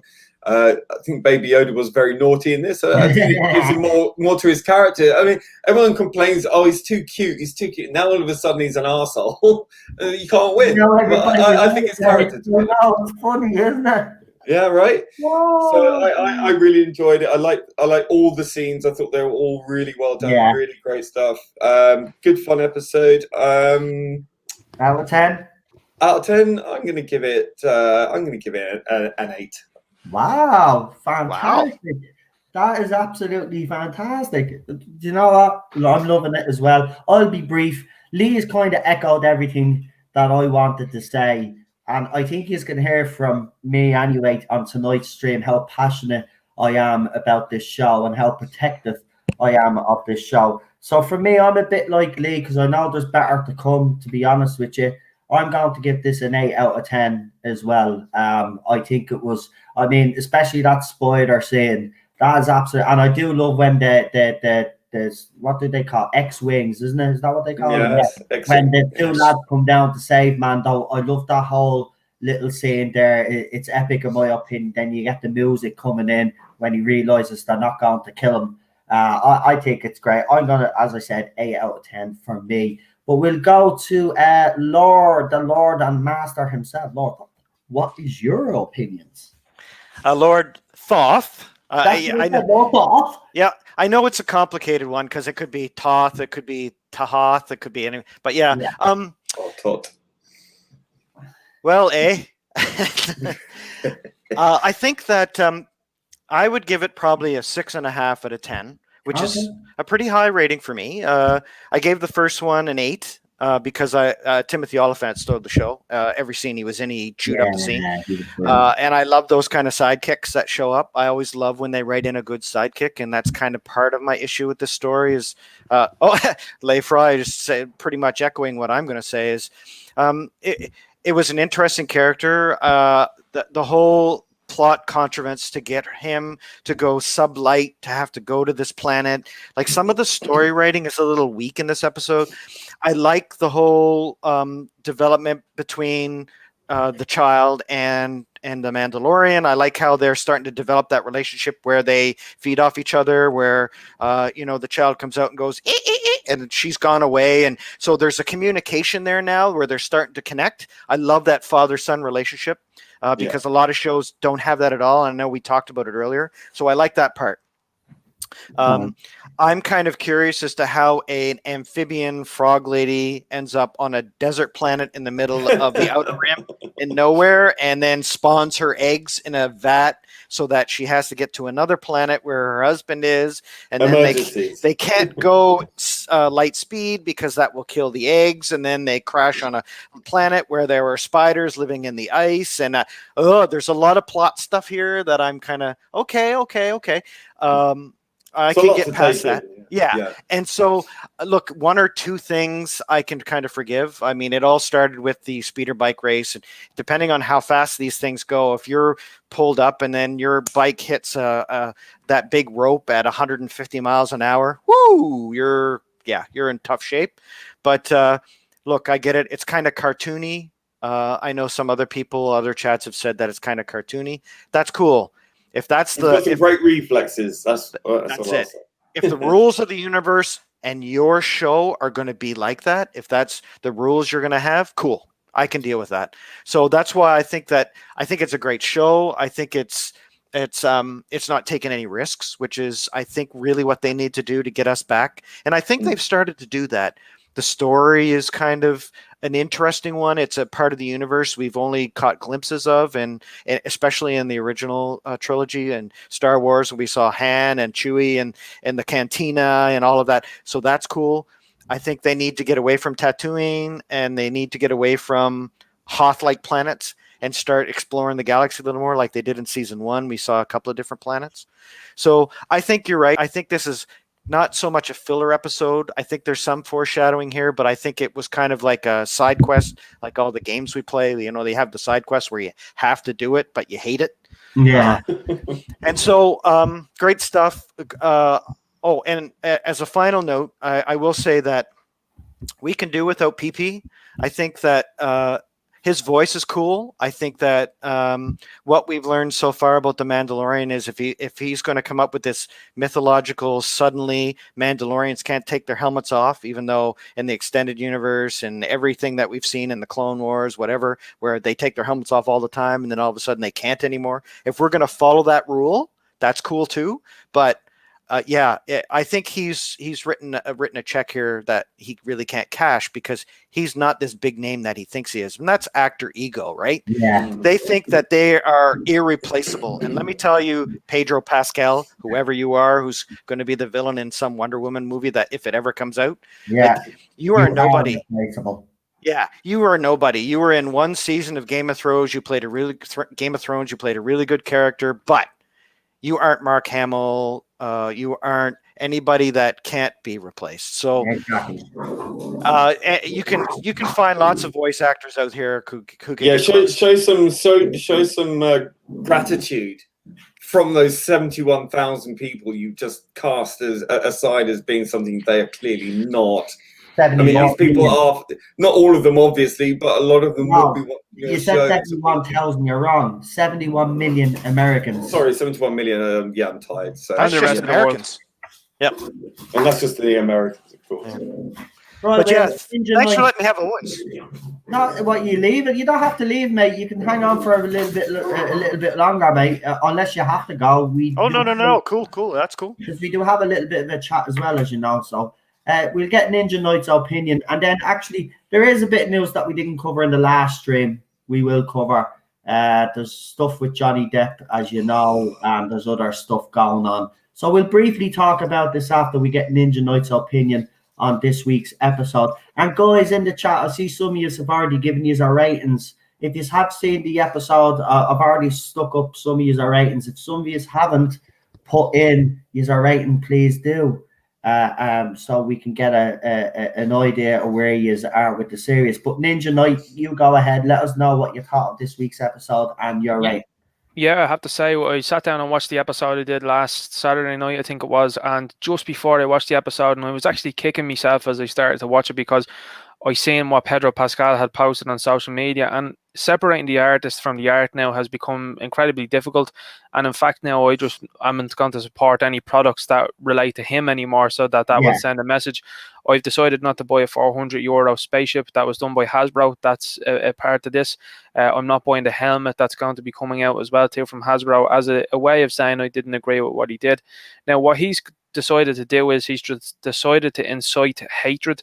He's decided to incite division, and in fact, he should have just kept his opinions to himself. Now, in a video that I've done on Pedro Pascal, I go into a deep dive of his history, and his parents are actually big supporters of the Socialist and Communist Party that were in Chile, that were overthrown by Richard Nixon and his government.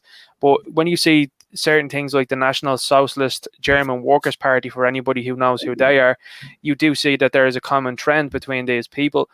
I personally think that Pedro Pascal is easy to be replaced. He's easy to be removed. And if the rumours are true that midway through this season he did cause so much bother for Filoni and for Favreau that they removed him, I'd be happy enough with that. Yeah, I do think I'll tell you another thing as well. Hang on just for a sec. Just for 1 sec. I just want to say quickly. I think you could get somebody. Go ahead. Go on. I just want to say quickly. Take a leaf out of Gina Carano's book. There's some grace in there for you. Learn a lesson. Karen, sorry. Yeah, absolutely, and I think that that's a guy that doesn't understand. I mean, look, you see Jorge Masvidal, his parents came from Cuba, very dangerously came from Cuba as well too, and he loves where he is now in America and is very proud of it. So I mean, there's two very different opinions, and I mean that's fine. People can have different opinions, but the whole idea is that when you try to liken the Orange Man supporters to a group in Germany in the 1930s, that is entirely wrong, and that needs to be held accountable. Too long these people have gotten away with making those statements and not feeling the burn and feeling the brunt of it. So I think that he should be replaced, absolutely. I think you could replace him with a voice actor very easily, or if you wanted to switch up the show, switch it up and make it a Boba Fett show. Yeah, that could be the way for me. Without getting into politics, though, I will say this. You know, we do know that these actors and actresses do have opinions when it comes to politics, but you see, the thing is, right, when you're doing a job, and especially when you're in a high profile job like that, as far as I'm concerned, you should leave your political opinions and your personal opinions at the door. You're paid, you sign a contract to do this show. That's all you should be talking about on your Twitter account or your Instagram account, is this show. You shouldn't be talking about your personal politics. And it is disrespectful to basically slander the whole of your Star Wars base. Whether you like it or not, they do support Donald Trump. It suggests to me that maybe he's already been fired. Yeah, I guess that he's already been removed. Sounds like sour grapes. Listen, I'll say another thing here. As someone who, on my mother's side, I mean, my mother is literally the last surviving member of my family on that side of my gene pool. Other than a sister, I don't know anything about other than she was adopted. But apart from that, her parents and her uncle were the only survivors from that time in history in Germany.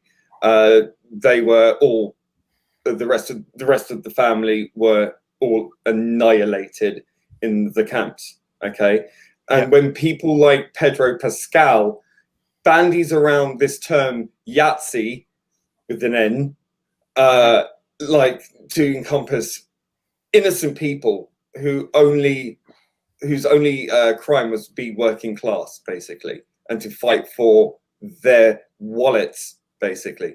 To slander them with that kind of rhetoric is not only deeply offensive to them, but it's also deeply offensive to me, who has intrinsically lost so much that I could have had in my life.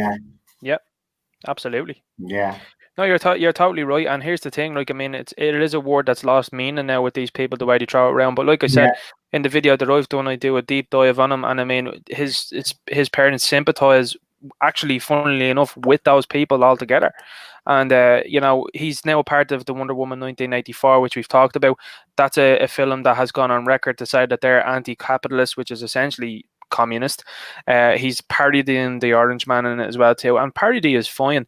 But when you get to the stage of making a hateful comment like that and feeling no reproach, that's when there's a problem, because you don't see something like that from Gina. Gina is promoting love, she's promoting unity, and he is promoting that sort of nonsense, and it's going to get out of hand. It has gotten out of hand, and I think, like I said, it hampered my enjoyment of the episode the first time around. I've cooled down a little bit since then. I enjoyed it more. Well, these extreme leftists, I'm not going to purchase his these extreme leftists, they always accuse people on the right or centrists, who they just cast on the right anyway, as using dog whistles to violence. What the hell do you think that is? Especially in the current political state where everything's on a knife edge, and you're using this kind of rhetoric, which is literally not literally, figuratively, a dog whistle to inciting people's hatred, which, as we know, can spill over, and as it has been shown to spill over in riots and attacks and gun violence and all sorts in real life, not by these phantom far right extremists we keep hearing about, but it's not, is it? It's people that you support, Pedro. What I would ask people to do is, and I've said it in that video, is if you were planning on purchasing the merchandise from this TV show, or if you're cancelling your subscription to Disney, don't walk away silently. Politely tell Disney Plus, tell Jon Favreau, tell the companies, Hasbro as well too, why you're not buying the merchandise. Post that picture that he put up and said, hey guys, just letting you know that we are not purchasing the merchandise for this character because of this, just so you know. Now, I mean, that might not have no effect overall, because you might already be fired. I suppose we'll wait and see.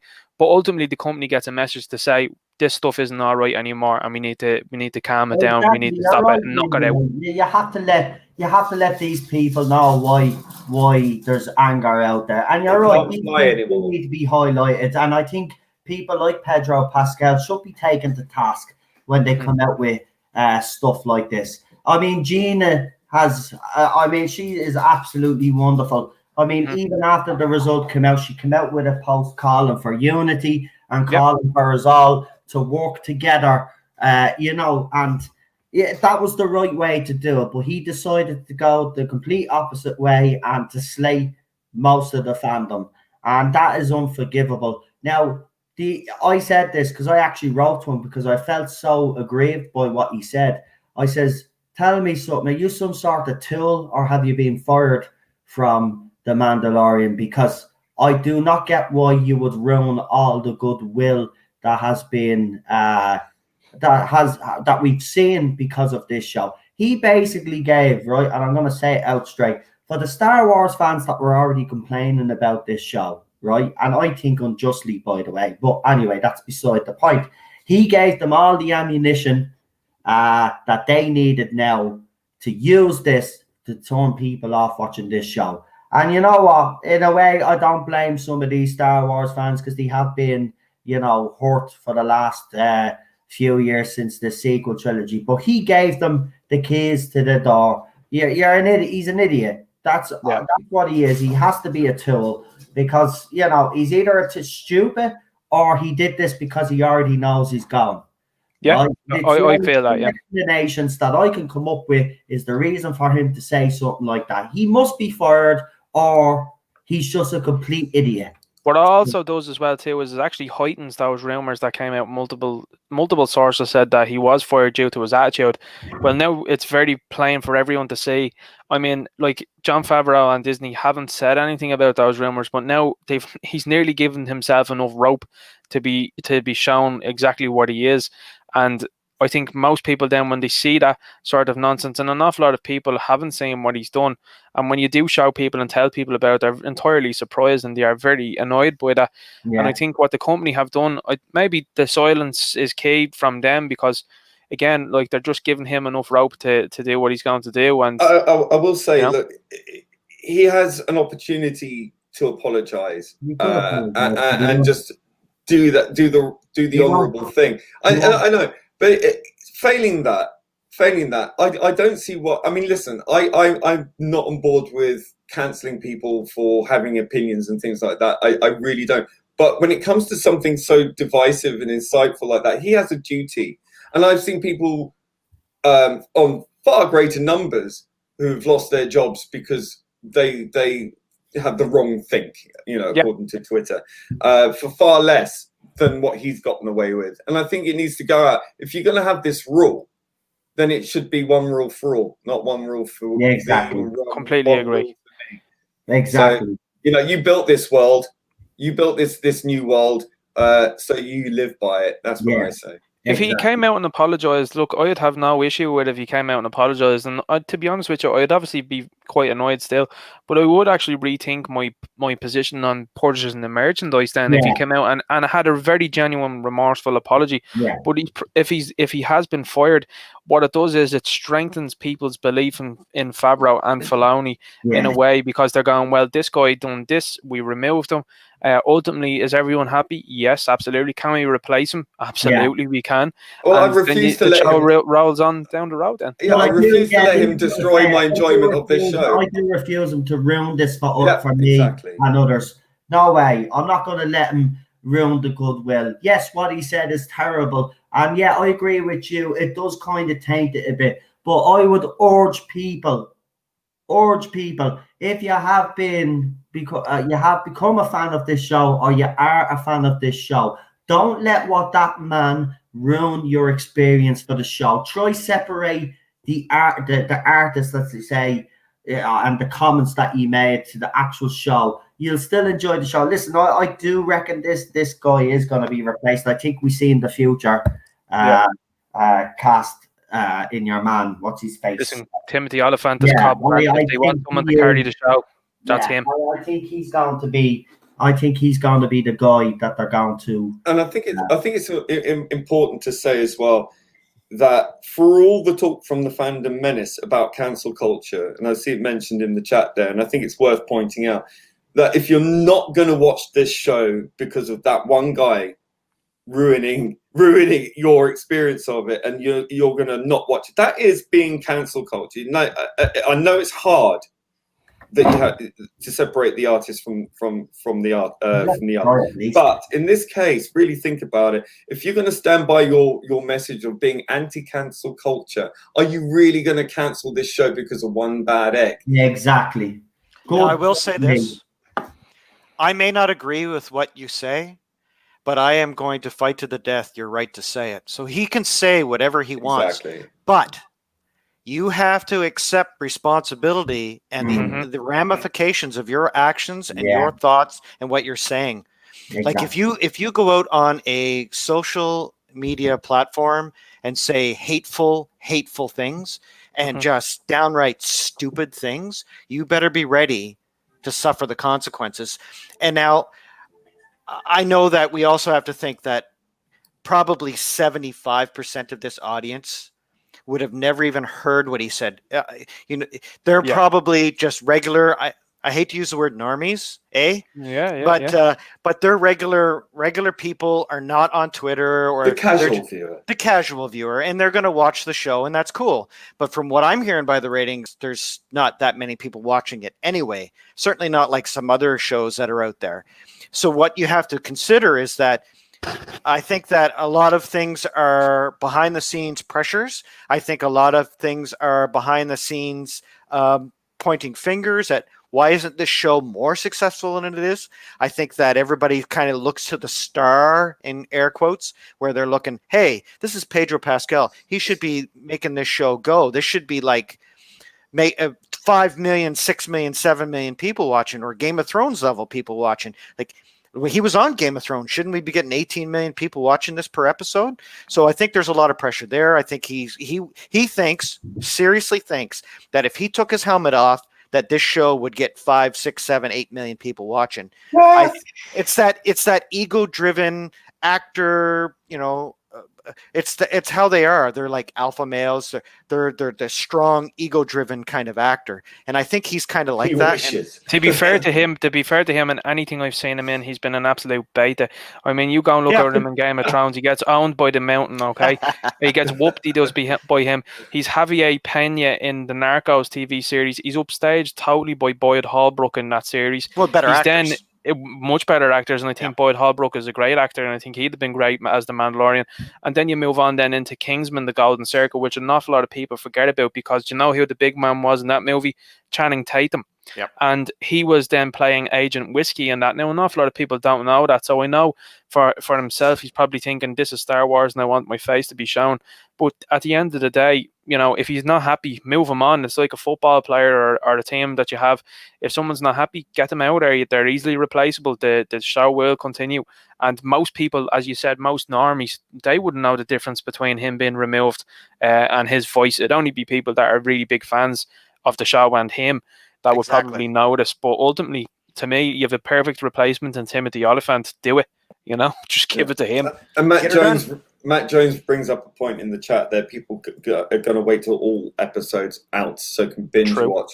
And I think that is something, the audience taste for binge watching has been sort of spoiled because people expect it now, really, rather than serialized episodes weekly. So I think that has become a sort of culture in its own.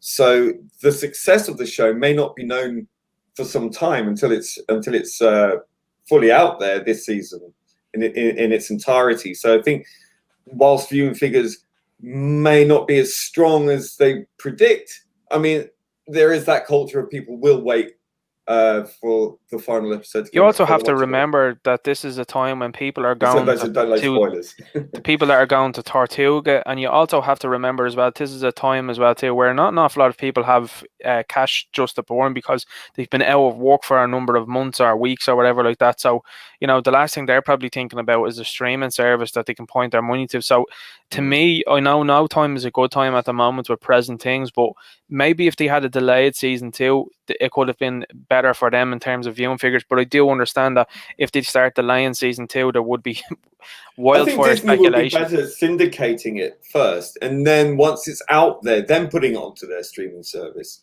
I think delaying a show is the call of death. I think that the longer you delay a show, the regular viewer out there is not going to watch. Exactly. So I think that they probably were thinking exactly what you were thinking, Ninja Knight. I think they were thinking, well, if we delay it, maybe we can pull this in after all this COVID stuff is over and people are back to normal. And yet I think they said, well, but yet we have nothing on our streaming service. We need to get this out now. Need something, It's like the Marvel stuff. Like, I'm perplexed as to why they postponed them. Now, I mean, that to me, it could be something to do with maybe there was elements in those shows that they now have to remove. And maybe that could be the way they were going to walk around that one. But I certainly find the fact that they delayed Falcon and the Winter Soldier and the WandaVision seems to be quite unusual to me. You know what I mean? So I think it's a streaming service that doesn't quite know what it's doing. Yeah. There is moving parts happening at Disney all of the time now, especially with them firing theme park workers. So they're starting to feel the budget tighten and they're starting to feel their belt tighten. I wouldn't be surprised if they sell one of those gigantic IPs that they have. I wouldn't be shocked. At this stage, I agree with you. I mean, because the future of cinema is up in the air, isn't it? Actually, the future of the whole industry Very much so. is very much in the air right now. So I mean, look, entropy is a wonderful thing. Yeah, but we're in for a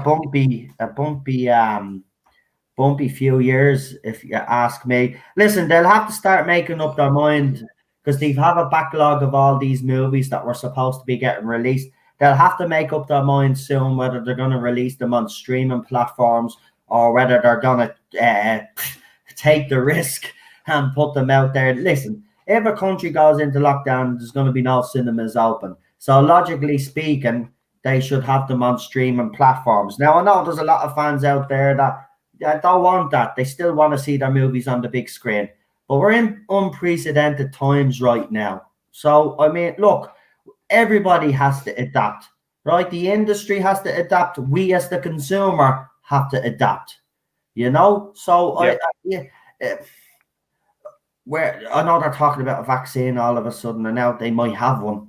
Well, we have to wait and see how that goes even first before they. No, I'm sorry. I'm not taking an experimental drug. Yeah. Listen, it takes a good 10 years to do to research vaccines and to test them properly. I'm sorry. I'm not going to put something into my body that they've only just pulled out the air for last couple of months.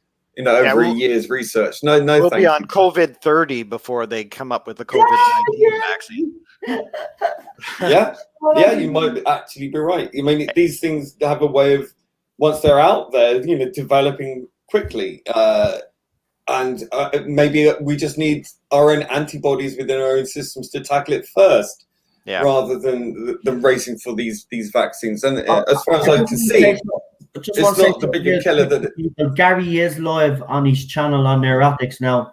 Why am I mentioning that? Why am I mentioning that is because he's actually talking about the Doctor Who article. So listen, I don't mind if I always say this when Gary's on. I'll say go and support him. But if you want to go and listen to what he has to say about Doctor Who, you can go ahead. We are going to talk about Doctor Who now on this channel again because we didn't touch on everything that we wanted to touch on, get more reaction from the latest news. Lee, if you actually check your and don't say anything, but if you actually check your messenger, I sent you a little message that's going to give you a bit of a chuckle. You're going to love this. I mean, how stupid are these people? You'll know what I'm talking about. Oh, for God's sake. I literally said that filming wasn't starting in October and would be in November, but apparently you've read the tweet. They don't listen. These people, they gaslight people. These people only hate watch the first couple of minutes of your video, get their talking point, their hot take, go on Twitter, whinge about something, but they don't listen to you, Noel. Listen, they don't actually listen to what you're saying. That's what I'm going to say. If you're going to talk crap, right, and not watch me videos, right, well, they won't be putting up little stupid little tweets. Bearing in mind this person you're talking about. When I clearly got it right, when I clearly said that they were going to be filming the second week of November. No. Bearing in mind that this person we're talking about, who's posted this on Twitter that you showed me, is the same person that went onto a certain other YouTuber's channel and tried to prop up the failed theory that they had started filming already, and went to great lengths with one tiny little picture of a couple of white vans parked outside a church. That was proof that the filming had started. How did that work out for you? Yeah, exactly. Again, as I said, don't lie on this channel. And if people that are not willing to watch me videos and make stupid little tweets, oh yeah, and another thing as well, right? I just want to address this. Won't mention names again because, of course, I've kept promises, but this whole TARDIS about the police box, right? Apparently, I'm rehashing old news. Well, the news never went away. right? Just because you spoke a few months ago. Listen, it's not your fault what you received, is it? You're given what you received, you read it out, and that's all there is to it. Listen, they can take it or leave it. There's no skin off your all nose. I said is that the talk about the TARDIS being changed is still in. They're still talking about it. It hasn't went away. So if you want to go on and do little stupid videos about how a rogue YouTuber is rehashing your old news. I'm not rehashing your news, by the way. It was put in articles 6 months ago. 6 bloody months ago. And I reported on those articles 6 months ago, like a lot of the YouTubers. So if you're going to talk crap and try to change the narrative to make me out to be some sort of liar, you have failed spectacularly. You both have. And everybody else that has been slagging me off for the past few months, yous all failed spectacularly. I was right. Deal with it. End of story. I have sources. I don't care if you don't believe me anymore. Right now, yous are a laughing stock as far as I'm concerned. And everybody is getting to see who is telling the truth here. I was wrong. It's not about me being right, but yous made it about that. Well, Noel's wrong. No. And what part of saying this is all subject to rumor, being confirmed or denied? It's rumor and speculation. But this is source material. This is source information. If it turns out to be false, it will be false. But it will only because that's what he's been given. He's only reporting what he's been given.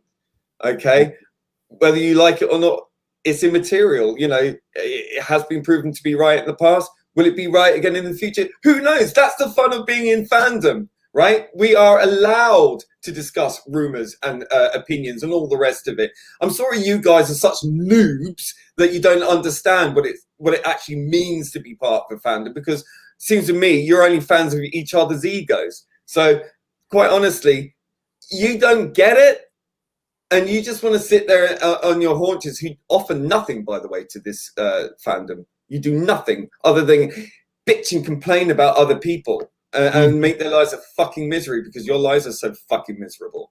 I mean, that's the way it is. Knock yourselves out. But hey, listen, fandom has been around for a long time, longer than you fuckers have been around. And since you guys arrived, you're the new kids on the block and you think you can throw down what the rules are. I'm sorry, doesn't work that way.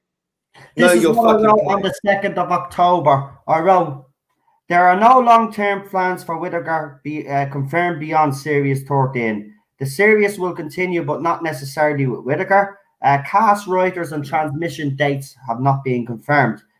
Some have suggested Doctor Who is delayed. It's already delayed. As I and others have said, Doctor Who's not going into production anytime soon, like Hugh Fullerton claimed. Now go back and look at Hugh Fullerton's article. It was a good few months back. I was right. Also, if the delay continues, Whittaker may decide it's time to go. What we do know is she has no plan. She has plans beyond Who. That's what I wrote in that thread that caused so much controversy, by the way, about the rumors and stuff that were going around. And these people don't like it. But I will, and I've stuck to me guns. I actually said that filming, and I debunked that channel, by the way. I debunked that Twitter account that was going around making false accusations about Doctor Who filming in October. And I said it was disingenuous of that bit. But then a lot of other people jumped on that and said, oh, Noel's wrong. Doctor Who is filming. And they made such a big deal out of it that they went on this campaign of attack. Right? Campaign of attack. And today... This is sheer deflection. This is deflection. And you know what? Instead of coming out and being, okay, we were wrong, no, they've decided to double down and I'm still a liar, and they've now twisted it. Now they've twisted it. They've tried to twist the narrative to suit them. Listen, at this stage now, nobody's going to listen to you. You see, you are shouting into an echo chamber. People will that check out my channel will see that I just put out the news that I'm given, and I always say, even the articles that have been covering me news lately, Noel makes it very clear that this is all rumor and speculation. And what have I always said? Wait until there's an official announcement. Well, Chris Chibnall officially announced. So there you go. I wasn't wrong about filming. I was right. I did say that they were going to be filming in the first 2 weeks of November. Yeah, he's being deliberately facetious facetious by posting that, by saying that. Look, child, you are just such a gaslighting little twerp, right? Your number is up, mate. We know what you're about, and listen, you can't even concede. You've got no grace to you whatsoever, mate. Yeah. No honor. None. From now on, just ignore them. That's what I'd say. If They're they a joke about me as well, I don't want to know. Don't even send me any of their posts anymore or their video. I don't care. They've become irrelevant as far as I'm concerned. They dug their heels in, right? They accused me of lying, telling people out there, and they brought a load of shit my way, right? I've been vindicated. So as far as I'm concerned, and by the way, that's not the first time I've been vindicated. What was it in a tweet that was sent out? You got lucky with one piece of information. Well, then go by your right. So I got lucky with one. We'll just go with you with that one, but I didn't. I got more. But now what? Filming's being confirmed. I said November. So that's 3 bits of information. Even with that alone, right? Yes, nobody out there can doubt that I have sources anymore. I'm sorry, but you basically made a show yourselves. You tried to destroy my channel, and what happened is you didn't realize that I had a lot of support, and a lot of people just kept saying to me, "Stay the course. Don't ever back down to these people. Just do what you're doing, and if you're right, it'll come out that you're right. If you're wrong, you've already said anyway that it's rumor and speculation." That's why I make it very clear anyway that it's rumor and speculation, because you can get into that trap like I did last year, where I thought the information I was getting was fact. I was new at the game. I made a few mistakes along the way, but I swore this year when I did the news and I covered the news, I would make it very clear to people that it's rumor and speculation until confirmed by BBC, and now it has been confirmed. So, you know what, as I said, the other people have lost their credibility. Mr. Carter's reviews is the only name that I will mention here, but he's lost credibility as well. I mean, he's come out... Oh, yeah, the one who still believes that the show... He still believes that season 11 and season 12 had good ratings. No, that it is in decline. He reached so far around. He could scratch his ass with his own eyeballs. It was amazing. The absolute level of denial. I mean, it was sort of pathetic and sad, really, because it was just so desperate to use any form of metric, using certain percentages and shifting that point there, and just to try and make it look that it wasn't failing. And then season 12 happened. It was very clear which direction everything is going, and he still thinks it's a great success. Is this a Mandalorian talk or is this a Doctor Who talk? Doctor Who. No, you fall asleep there, buddy. No, we said we were going to talk about the rest of the stuff after the Mandalorian. Oh, yeah, no, I'm only joking. I know you are. But listen, Ian is in the chat. Ian, I know you want to put a smile on people's faces, and you wanted to show us something, and you said you wanted my channel to have the first look. So if you'd like to come on, I've sent you a message. I will send you an email now. Ian has something to cheer you all up, by the way, if he comes on. As you know, yourselves, he's the two-time world record holder of the most Doctor Who merchandise. He's an absolute joy when we have him on, because he shows us all these wonderful things. But he does have something to show us, folks, because he did say he was going to do something special for Christmas, and I think he's set up his little thing and he wants to show us it all. So it'll change the pace a little bit. So Ian, I've sent you the link, mate. I've sent you an email if you'd like to come on. And I see Daniel is throwing in all the channels as well. And there he is. He said sure, so he's going to come on.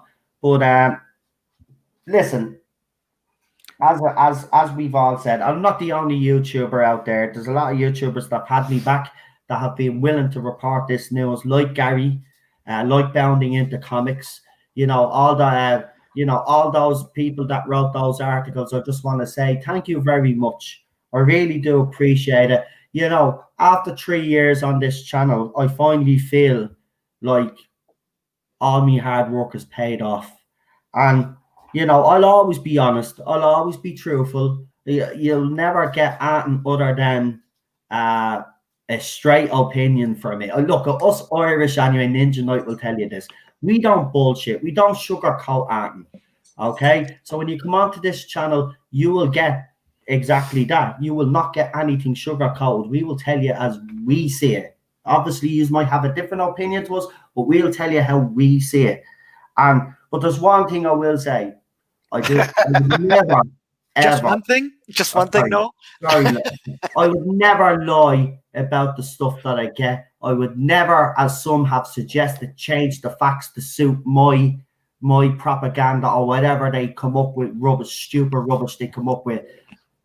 When I receive the information, I look at it and I put it out exactly word for word the way I get it. There's no deviation, no nothing. I do not lie on this channel. I never lied on this channel, and I'll continue to do what I do. And to me haters out there, all I will say is this: you should take a long, hard look at yourselves and you know, look back at what you have done and look at the behavior and the people that you have sent to my pages and the accounts to harass me. You ought to be ashamed of yourselves. And you can try twist this one now again, because I've already seen you are trying to do it. Do it all you want. People that watch my videos and my streams know what I said. If you can't be bothered to go and check me videos out and watch me streams, well, then you do not have an opinion on me anymore. It's as simple as that. So Mr. TARDIS Reviews and all you other little gobshites out there, button it up, because I'm not listening to you anymore. Simple as that. You have lost all credibility. You are done for. You are spent force in this fandom, and you are a spent force in this fandom because nobody gives a crap about what you have to say anymore. I respect okay, listen, that. I've got the shortened link now for Shelley's change.org petition. I'm just put it in the chat now. If you want to go, if you don't normally sign petitions because you think that they're no use, I would say I normally have that attitude. But Bounding Into Comics has actually shared this one. They've done an article and they've put the link in as well. Please, please, please sign the petition, even if you don't think it's going to make a difference. It's part of this whole thing that we have.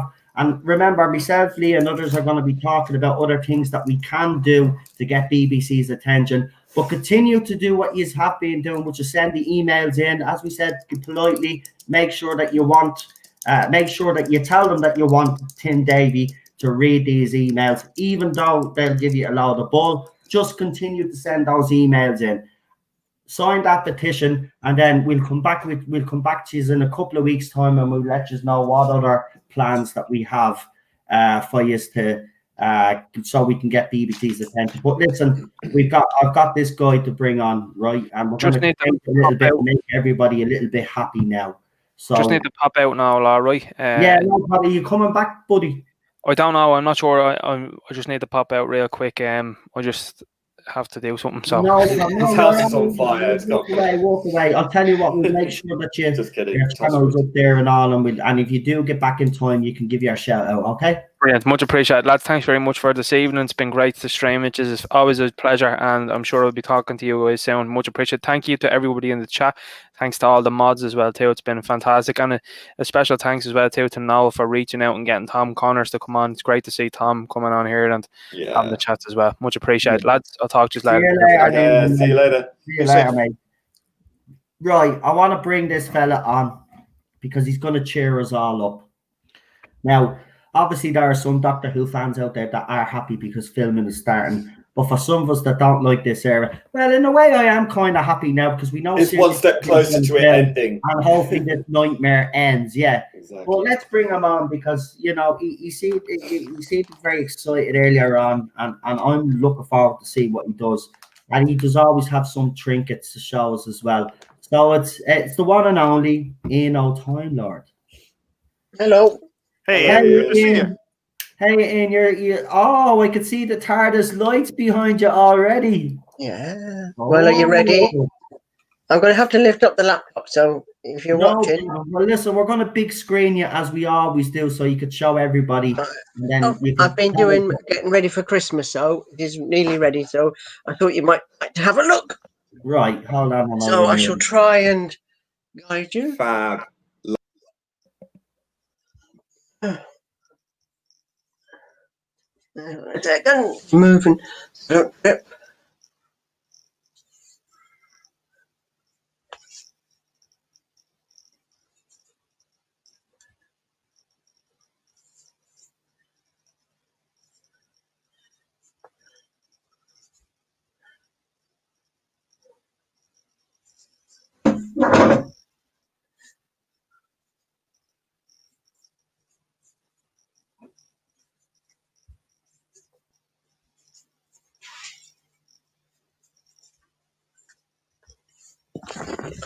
Get to see that.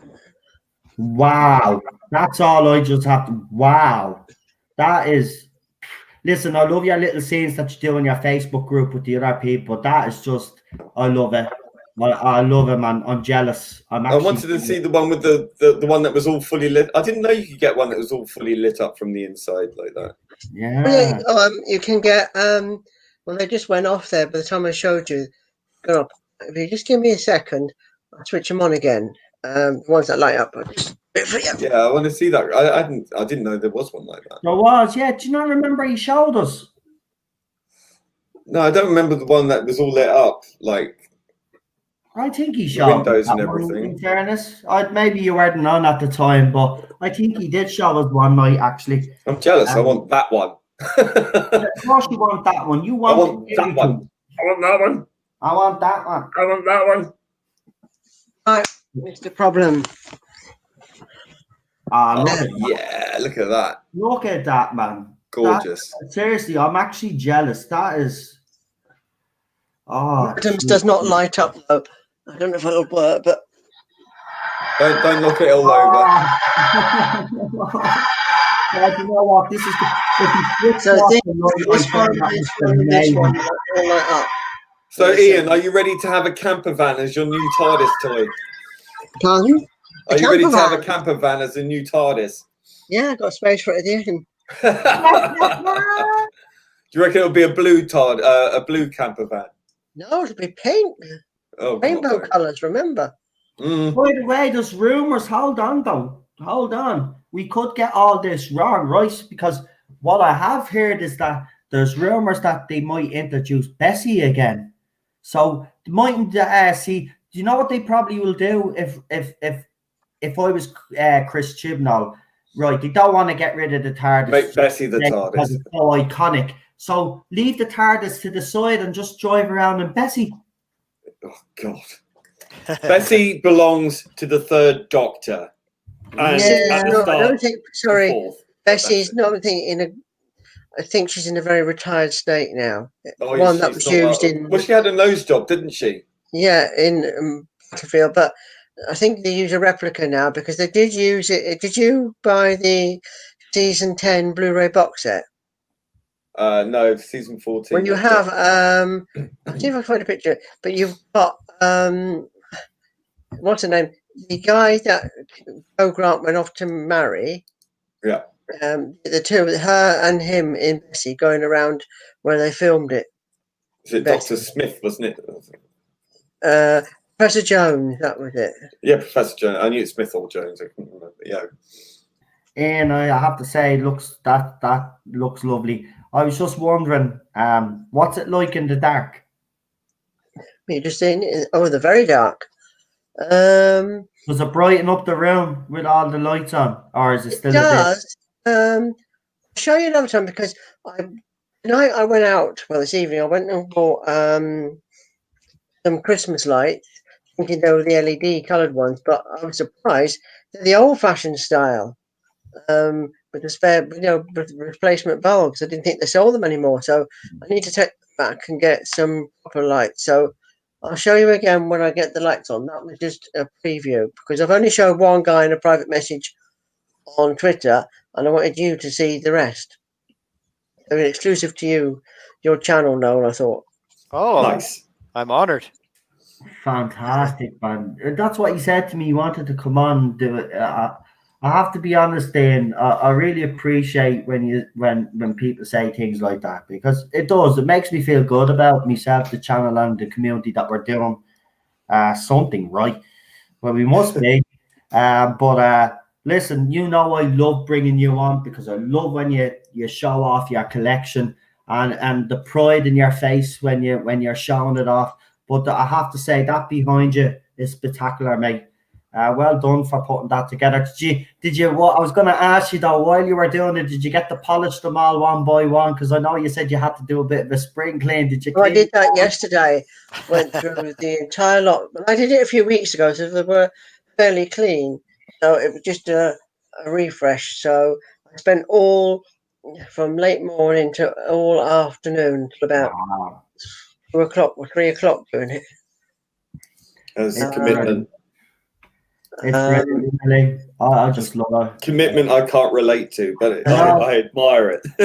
No, I mean, look, his collection is bloody huge, man. And remember, he said that we haven't seen even most of it. Like, and the stuff that he showed us some unique pieces as well.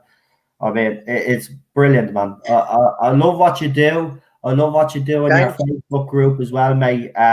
And listen, you're one of those people out there as well that we've been talking about that gets a lot of criticism. You've also been called a bit of a fake fan, which is laughable. I've been called many things. Still one of them that has this obsession with me. I mentioned him last time. He can't fathom out how I can get sample sets, because, as I told you, in case anyone doesn't know, he put a story out recently, totally fantasy. The PR company didn't send me any sample sets because I'm sexist. And then when I got the sets, a couple of the fans, Roundles and Buddy Dare, told him, he's gone, I think he's just gone nutcase. Jealousy. That's all it is. Jealousy. And he's lashing out at you and calling you names because, quite frankly, these people are probably closeted in whatever they accuse you of. So I won't worry about it. Look, it's the same people on Twitter that go on and go on about sexism and all of this, and then go after people like Gal Gadot and Gina Carano and call her fat, stupid, and a B word and all the rest of it. These people have absolutely zero scruples. I wouldn't listen to a word they say. They're nuts. Zero credibility as well, Ian. The advice is what people have been giving me, and I'm getting better at it, is ignore these people. Just ignore them. You keep being you, and you keep doing what you're doing, because there's a lot of people that love what you do, and you should never let anybody make you feel any different. Joyless pricks. They're joyless pricks. I just let them. They can't stand anyone enjoying themselves or having, having some joy in their lives. I understand it, because even though you say it doesn't bother you, but when it's constant, let's be honest, it does get to you sometimes. So all I'm just saying to you is, it can get hard. You know what these people are like. But I just say, they're like annoying gnats, internet gnats. Do what you do, mate. Because internets. They love what you do. They really do. They love what you do. I love what you do, and not to change the direction we're at right now. But you know what? I look at that display. And this fine gentleman here showing off his love for a show that has just been so unbelievably awesome for so long. Yeah. And that the sharpness and the color of the TARDIS and what it represents, that is iconic worldwide. Like, people, even as a layperson, knows that TARDIS. And what breaks my heart is just this rumor that they are going to change that iconic piece of history. And as a policeman, it just makes me so upset that for some expeditious political agenda, they're going to change something that is so important to literally millions of people. Yeah. Not only that, it's a British institution for coming up to 60 years. And that police box is part of our history. Yeah, that was that really did help formulate the modern police force, and it was one of those things that was there part of so many people's childhood memories back in the day. And then they were there, and then they were gone. You know, there's still only a few around. But I mean, it's such an anachronism and a British folly. You know, it's one of those things that is uniquely British, and it's a sad thing that anyone would even dare consider to think about it being, you know, something toxic. I was told about that rumour. Let me just tell you what one chap I talked to. He's only a young lad, but trust me, he's more intelligent than some of those fans. He's a KW fan. What did he say? I don't know now. But he just said that site that was saying about TARDIS change is not trusted because they're the ones that said Palpatine in the last Star Wars film would be played by a black man. Here we go. I've got his tweet to me. Never ever trust this site. It's a hoax written and uploaded by toxic fans waiting to break the fan base. He also said that Palpatine will be replaced by a black man in the latest Star Wars film for racial equality. It's all just to make people mad. Yeah, it's okay for them to make shit up. What's the name of the article? Who's writing the article? What's the place that's writing? It was I got it. Oh, sugars now. Hang on. See, these buggers can come along and say absolutely anything. They've got no source information whatsoever, but they make all these claims without anything backing it up, or any history to support their little theories.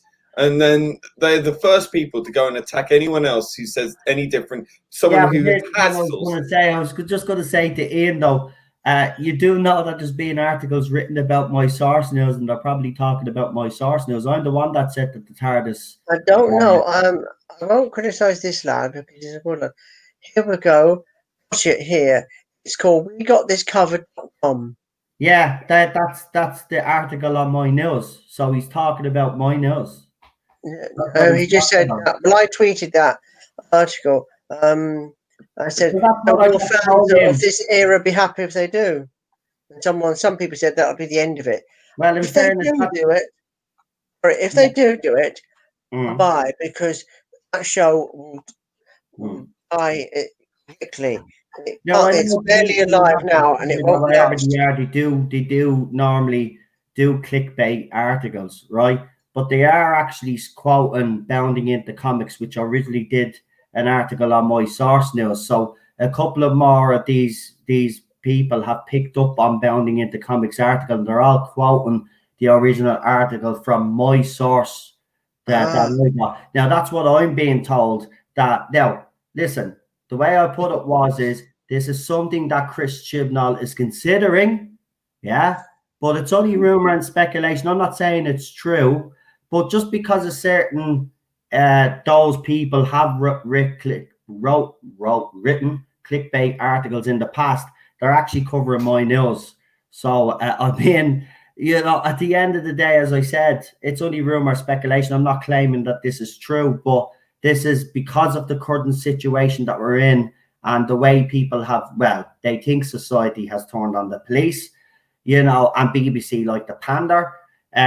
This is why it's being brought up again. Now, this was brought up 6 months ago. A lot of articles covered this, but this rumor hasn't gone away. It hasn't gone away, and it's still something that they're looking into. That's what I've been told. So I'm not saying it's true. If you're asking me, I agree with you, Ian. If they do this, it's the end of the show because you can't have the Doctor without the TARDIS. But remember, I mean, Pertwee's Doctor wasn't in the TARDIS that much because obviously the TARDIS was grounded and he was driving around in the car. So it can work. So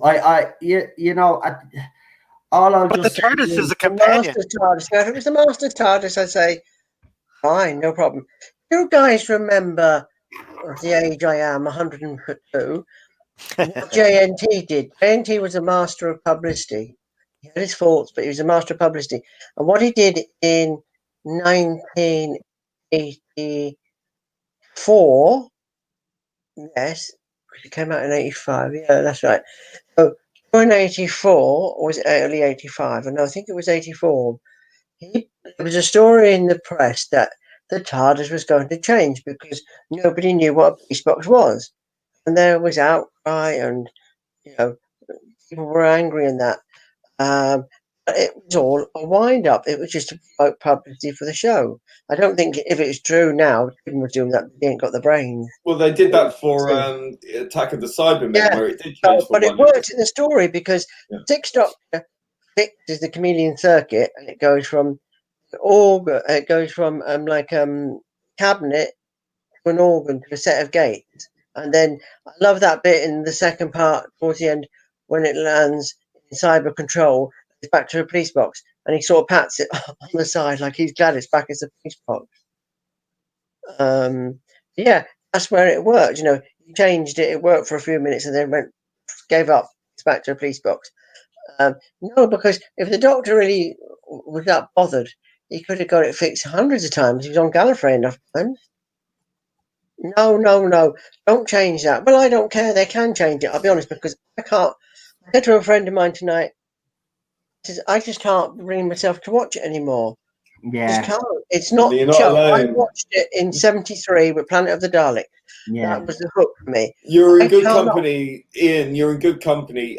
You're in good company to the tune of about 7 million household, at least, including all of us. Just cannot watch it. I'm sorry. I've given her a friend joked to me recently. Somebody said about Batman. The friend said, "Oh, I'm not sure I can give Robert Pattinson as Batman. Not sure about him." I said, "Give him a chance." And my other mate said, "Well, what about you? You didn't give Jodie Whittaker a chance." I said, "Yes, I did. I gave her 2 years." Yeah, I cannot give her another 12 months. That's another allegation that gets thrown around, right?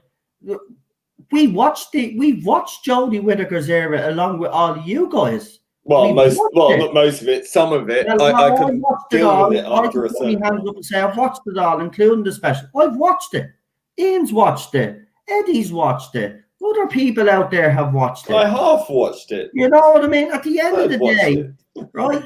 Some people like it. Fine. I've no problem with that. The problem that I have is when we don't like it, we're the ones that get attacked for not liking it. I'm sorry, but you might think this is Doctor Who. Fine. But listen to people like Ian. Listen to the long-term fans. They know what they're talking about. When they tell you this isn't Doctor Who or it's not the direction the show should be going in, you should listen to them. And so should the showrunners, because they're the people that buy the merchandise. These are the people that have invested all their lives in this show. They know this show inside out. They probably know it better than the showrunners that come in, actually. So when they definitely, without a doubt, going in the wrong direction, Chris Chibnall should be paying attention to that, but he doesn't. Sorry, Noel. I have a question for you, all of you, because I was saying this to my friend, the same friend I seen earlier, because I had to ring him when I got back. I can't understand why the BBC are just letting him carry on carte blanche. Why aren't they saying, right, Chris, you're in 2 years and the ratings are dropping off, being the show what it was, just letting him carry on. I think it could be the BBC itself like Doctor Who. So instead of like in the 80s being accused of cancelling it, they're just going to let it like it did in the 80s. They starved it, but this time it would be really the fans that have had enough. So basically, let him Chibnall carry on, and it just filters out where hardly anyone's watching and they're saying, "Look, it's been came back for 10 years. Ratings have declined. It isn't working. We've done everything. People are just not tuning in anymore." Well, the BBC has become an elitist organisation. It's now so elite. It hates the working class. It hates anyone who isn't on board with the current messaging. It's overrun by activists, and that's all they care about. They are elitists. They are supremacists. Did you hear this? That within the BBC now, if you work at the BBC, and for example, like me in Manchester, not this year, but every August, if I want to, I don't go, but Gay Pride, if you work for the BBC, you can no longer go now. You're not allowed to go. No, that's not true. No, that's not true. They never said that. They look. Of course you can. They never said that you can't. Listen, the BBC is the last place on earth where they say you can't go to Pride. What they said was that they don't want people on Twitter virtue signaling. Yeah, they actually use that word. That's Tim Davie. He said he just doesn't. No matter how good the the cause or whatever it is, if it's not sanctioned by the BBC, then, keep your sort of political opinions to yourself. They never said anything about people not being able to go to Pride. That's absolute. That's another example of the complete lie that is being spread around by these lunatics who believe in this kind of, who believe that election frauds don't exist and stuff like that. So, I mean, we're talking about people who don't question anything outside of the narrative. If it's part of the narrative and it's a lie, they don't care, because it's the narrative. I agree with Lee. They didn't actually say that, and it is certain people out there that made it about that, even though it wasn't, because they misinterpreted Tim Davies'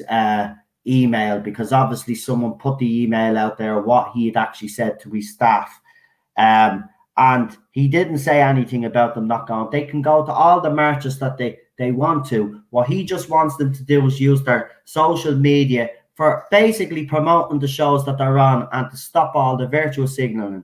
Now, personally speaking, Barry Lineker has always been one that's kind of, to me, he likes to test the waters. But even him lately, I've noticed he's kind of tempered back on all the crap that he's been coming out with, and now his Twitter account is kind of a little bit more tolerable.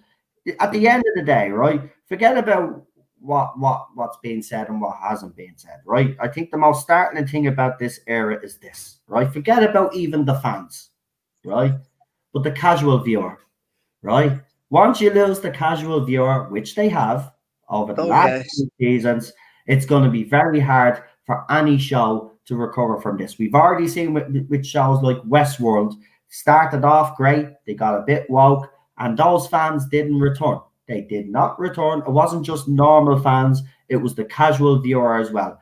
BBC now have an uphill. We haven't even seen the fallout of the Timeless Children yet, right? So BBC are going to have an uphill struggle. Now we're told, you're going to get Doctor Who Series 13, but you're not getting 11 episodes. We're only going to give you 8 because that's all we can do now. So, I mean, look, the fans have had to wait a long time. You keep making them wait a year and a half, 2 years for a season. Look, by the time Series 13 comes around, there'll be nobody left to watch it, because the fans are just, and the casual viewer have just had enough. Bored, fed up being lectured at, exactly. Bored of the stories, bored of the characterizations, bored of the political messaging that's as subtle as a sledgehammer, or subtle as Eric Roberts' performance as the Master. But look, what these people don't understand is they can support it and defend it all they like, but they're only helping assist in its suicide.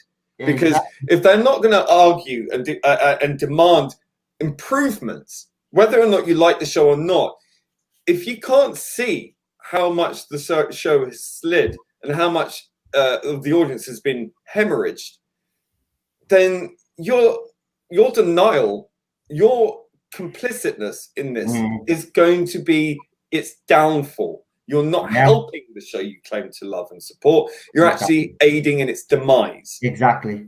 Whereas I'd have a lot more respect. Not us. We're not aiding in its demise. You are. These fans privately, they say they're not fans of Chris Chibnall's writing. Well, then come out and say it publicly. Get your support to get behind you, because they'd rather troll you, Noel. They'd rather troll you. And the fandom, so go and use it for good.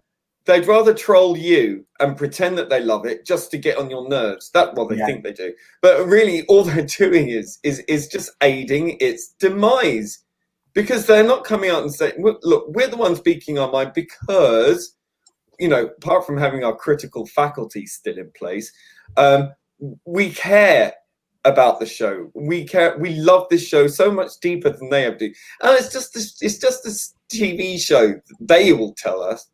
And it's like, that's why you won't stick around and we will. Even though we've combated with this era, even though most of us have tuned out this era, doesn't mean we've forgotten or rejected our show. We love it, and we'll be back when it's rescued, when people start listening to us. And rather than people defending it and allowing this to slide, because they much rather the political messaging than the actual content of the story, which they seem to be more concerned about. They don't care about Doctor Who, because if they did, they wouldn't put up with it. Exactly.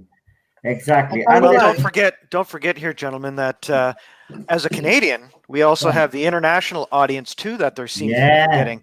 And when you're talking that the biggest audience in the world is the United States, I hate to admit it, but it's true. And so when you start being very specific about how you're going to write your episodes to be political and not even get those right, it makes a bad taste in the mouth. So what happens is, I'm just going to say a side note here. I got my wife into watching Doctor Who several years ago now, and I'm a classic Whovian from the 70s. I watched them as a young man in the 70s and grew to love all the Doctors. And I was ravenous for quite some time. I mean, I'm a Star Trek fan. I love Star Trek. I love Star Wars. I love science fiction. Yeah. And so growing up, I love Doctor Who. So a few years ago, I said to my wife, I said, oh, I love the show. And we went to a convention and dressed up in Star Trek uniforms, which was amazing. She actually isn't into the sci-fi stuff at all, but she went, and there was a Doctor Who contingent there that was a Doctor Who fan club in Ottawa. And so we got chatting with them and stuff. And my wife said, well, this show, can we watch it together? And I went, yes. So we sat down, we started with Christopher Eccleston because I figured, well, we'll get through the new rebooted stuff first. Well, not rebooted, the new stuff first, and then go into the old stuff. She started to check out after Matt Smith, because she liked Christopher Eccleston. Of course, David Tennant's her favorite, handsome, dashing, charismatic, take charge kind of guy. And Matt Smith was a young guy, handsome guy. So she liked that. And the stories were great. And then I hate to say it, the stories started to drop off, and she won't even look at Jodie Whittaker. Like, she won't even watch it. So you should get her to watch Peter Capaldi though, because I do think his era is underrated. I know Moffat, you could kind of see the politics starting to be shoehorned into his, but I think he was the best choice for Doctor Who at the wrong time. And the most underserved. Yes. It's awful what they did to him. Awful. And so, long story short, what I'm saying is that she is the casual viewer. She's the person that you have lost. Plus, you've lost your diehard fans, which is unbelievable that a fandom, or like the group that could lose such a fanatical fandom. And when you're going from having 7-8 million viewers down to, what was the last episode? What did it get? Like, did it even make 1 million? 4.9 or 4.69 or something like that. Right. Yeah. So you're losing millions of viewers every season. It's going down further and further. In America, I think it's under 100,000. Yeah, it is. In Canada, it's even. You can barely even see it. You have to actually pay to get a channel to watch it on, which is our version of like the Sci-Fi Channel here in Canada. It's actually a VIP, a specialty channel. So you're not going to get the casual viewers on a regular channel. You actually have to pay on our cable network or whichever cable network you have across the country. So there you go. And we're not watching it here. How is Doctor Who perceived in Canada now? Because I know Bolstrek will say back in the 70s and 80s, Doctor Who was very popular in Canada. What is it like now in Canada? Do you hear anybody talk about Doctor Who anymore? No. In the circles that you're in? No, not at all. And I'm in those kind of circles. Obviously, the fandom as a member of the 501st and the Star Wars group, and of course I'm a big Trekker, and so we talk a lot about Star Trek. We talk a lot more about Star Wars because it's bigger, in my opinion. And Doctor Who has really kind of fallen off. Like I said, there's a group here in Ottawa, but I haven't heard anything from them in quite some time, which is quite sad because they were an awesome group of people, right? And we tend to cross over in many different parts of fandom. So we kind of love a lot of things. And yeah, it's kind of sad because it was really, really a fanatical, diehard group of fans, and which I love because I love Doctor Who. So it's too bad. Best time for Doctor Who as a fan, I think, for classic and new Who fans, was the 50th anniversary. Around that time, the lead up to it and after it, it was such a huge deal. And I think it was the first time, for me especially, that it wasn't such an embarrassment, because it was, let's be honest, years ago it was, say you're a Doctor Who fan, you were laughed at. But during that time period, everybody wanted to be classed as a Doctor Who fan. Everybody wanted to be a fan. And Tim Davie was behind all of that with the promotion, you know, at the BBC studios end of it. He knew how to promote the crap out of this, and he got the best out of it. Listen, I'm not the biggest fan of the 50th. I even went to see it in the pictures. But when I seen that bring just ordinary people, just people that never watched Doctor Who together, that made me feel for once to be proud to be a Whovian. I'm telling you, it was a magical time, and we're coming up to a 60th. We should be having that excitement again, but we don't. Look at it this time around. Nobody's talking about Doctor Who. I mean, we have the breaking news today, bar the usual suspects talking about it. Nobody is really interested. We'll have to wait till the 75th anniversary, I guess. It's so sad how far this franchise has fallen. It's unbelievable, and all because of one man, in my opinion. For me, the real issue with Doctor Who under Moffat was the writing got stale. You didn't need to gender swap nothing. You just needed to get someone in who was better at storytelling, because Moffat did get stale. But I don't think any showrunner after Moffat would have succeeded anyway, because BBC do have this policy in place. And, you know, even Moffat, he resisted as much as he could, you know, but everybody said it. You could see it was creeping into Peter Capaldi's era. But I don't think it's as bad as it would have been if Moffat hadn't have, you know, kind of reined the BBC back and said, no, I'm not having this. But I had to put certain amount of this wokeness into his era, and he was willing to do that because he knew, you know, he's right. When he's on form, Moffat is on form. I mean, we watched Heaven Sent, what was it, last week? That's Moffat on form, right? So we kind of forget about all the other nonsense that goes on because it was just a great story. And it's unfortunate that he did. Listen, I think he should have left after Matt Smith. 2 seasons into Matt Smith, Moffat should have stood down, brought in a new showrunner with Matt Smith, continue on with Matt Smith for a few more years, and then obviously then we would have got Peter Capaldi. I do think that did alienate a lot of fans. I hate to say it, but for me, Peter Capaldi is probably, if you look at the classic Doctors, he's the closest that I think we've had to some of the old school Doctors. And I love Peter Capaldi. His era is flawed, I will admit that, but I will just watch his stories for him.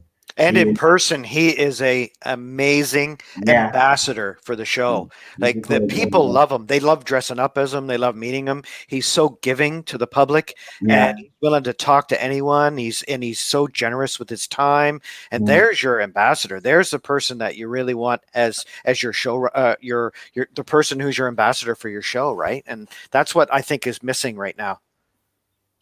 Yeah, it charisma. is. Sorry. I've got a bit of news. No, it's not been confirmed, but somebody sent this to me. It's not on the show. It's on the next Blu-ray box set. I don't know when, but it's going to be coming. It will be season 8, which is John Pertwee's second season of Doctor Who, and that is the next Blu-ray box set. When is that out? Sometime next year. But that's the next Blu-ray box set. That's long overdue, isn't it? Yeah, look, it is, isn't it? It is long overdue. Terror of the Autons, Colony in Space, the Demons, Force of Axis, and Mind of Evil. Maybe not in that order, but there's the stories in that one. So that is what is coming next year. Or one of them. There'll probably be more than one, because I know the guys who do all the documentaries have been working on them until the lockdown. Yeah, there is another classic release to come as well, an animation as well, if I'm correct in saying, because after Fury of the Deep, they did announce 3, didn't they? They said Fury of the Deep, we had the Macra Terror, then Fury of the Deep, and then they were going to be doing another one. Even of the Daleks, I think, because they have shown pictures of it. They haven't said anything. I mean, there's so many rumors about the animations, because they said ages ago that they were all going to be animated. And then some are saying no. So I don't know whether they are or not, because I think they're doing the popular one. So, yeah, Fury was the next. I mean, what I will say about the animations is Noel, have you got, or problem being, or anyone, have you got some of the earlier animations they did, like Reign of Terror, Moonbase? Seen them ones? I've seen the moon base one. I have to say I haven't seen the other one. The Raid of I Terror think the animation in the Moonbase is the is best. superior to the ones they're doing at the moment. The ones Yeah. they're doing at the moment reminds me of a cartoon I used to watch as a kid, which I Yeah. hated. Crystal Tips and Alistair. It was Oh awful. God, yeah. No, we agree with you because me and Lee, that's one thing that we've been very critical of.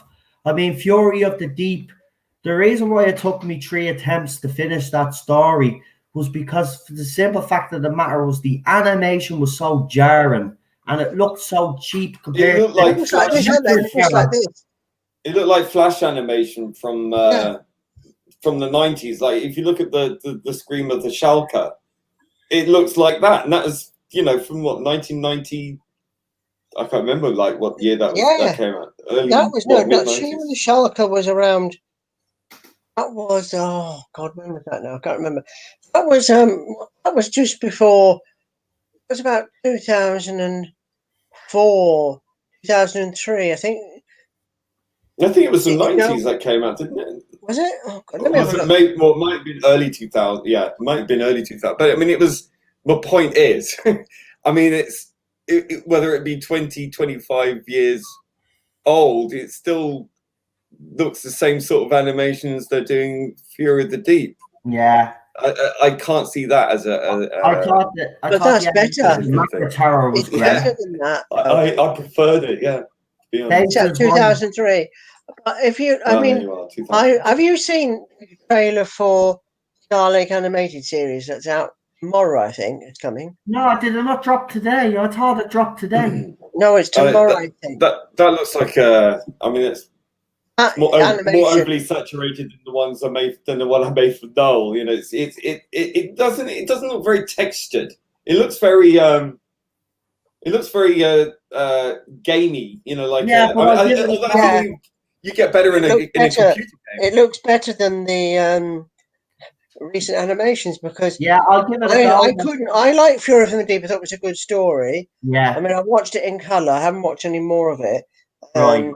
I just really find it difficult with these animations because they're so characters lack detail. I mean, won't put the checkered trousers on Fountain because it's too difficult. Won't. I mean, you go back to the Moonbase. If you can, just look it up on YouTube. Either the Moonbase, the 10th Planet, the Reign of Terror.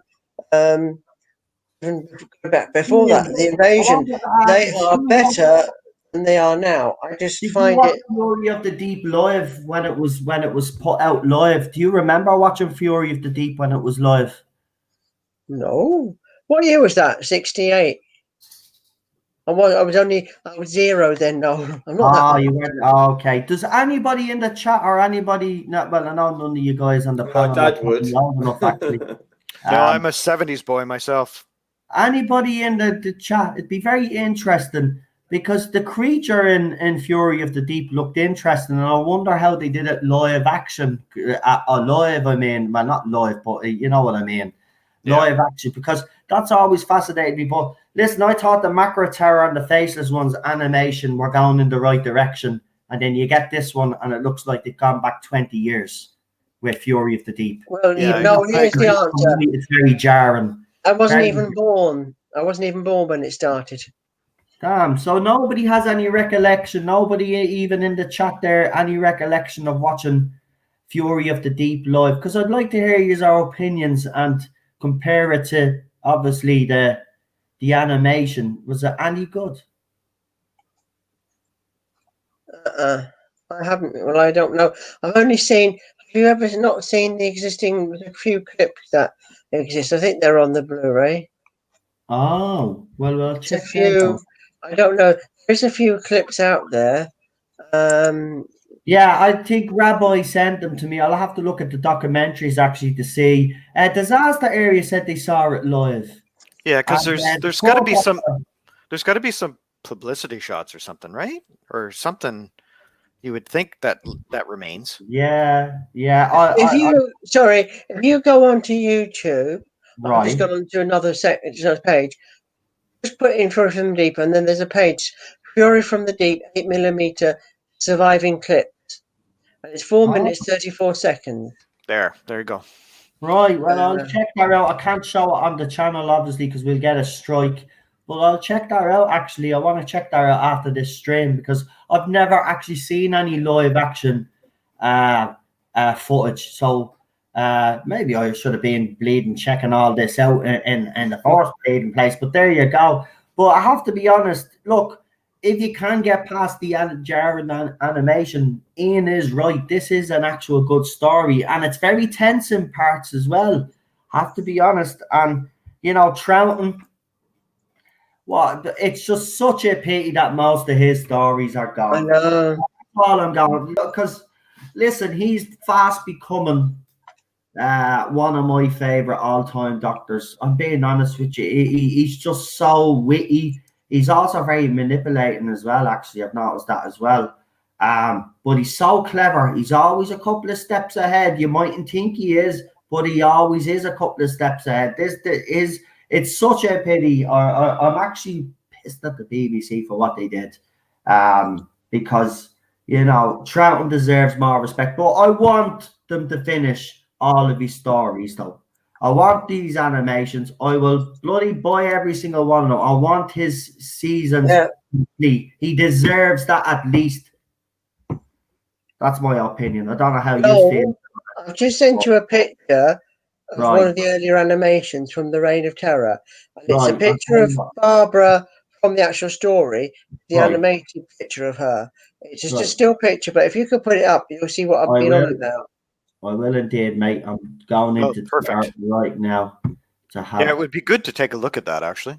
Yeah, it would, wouldn't it? You'll just see how the difference to what it is now. Right. Let's see.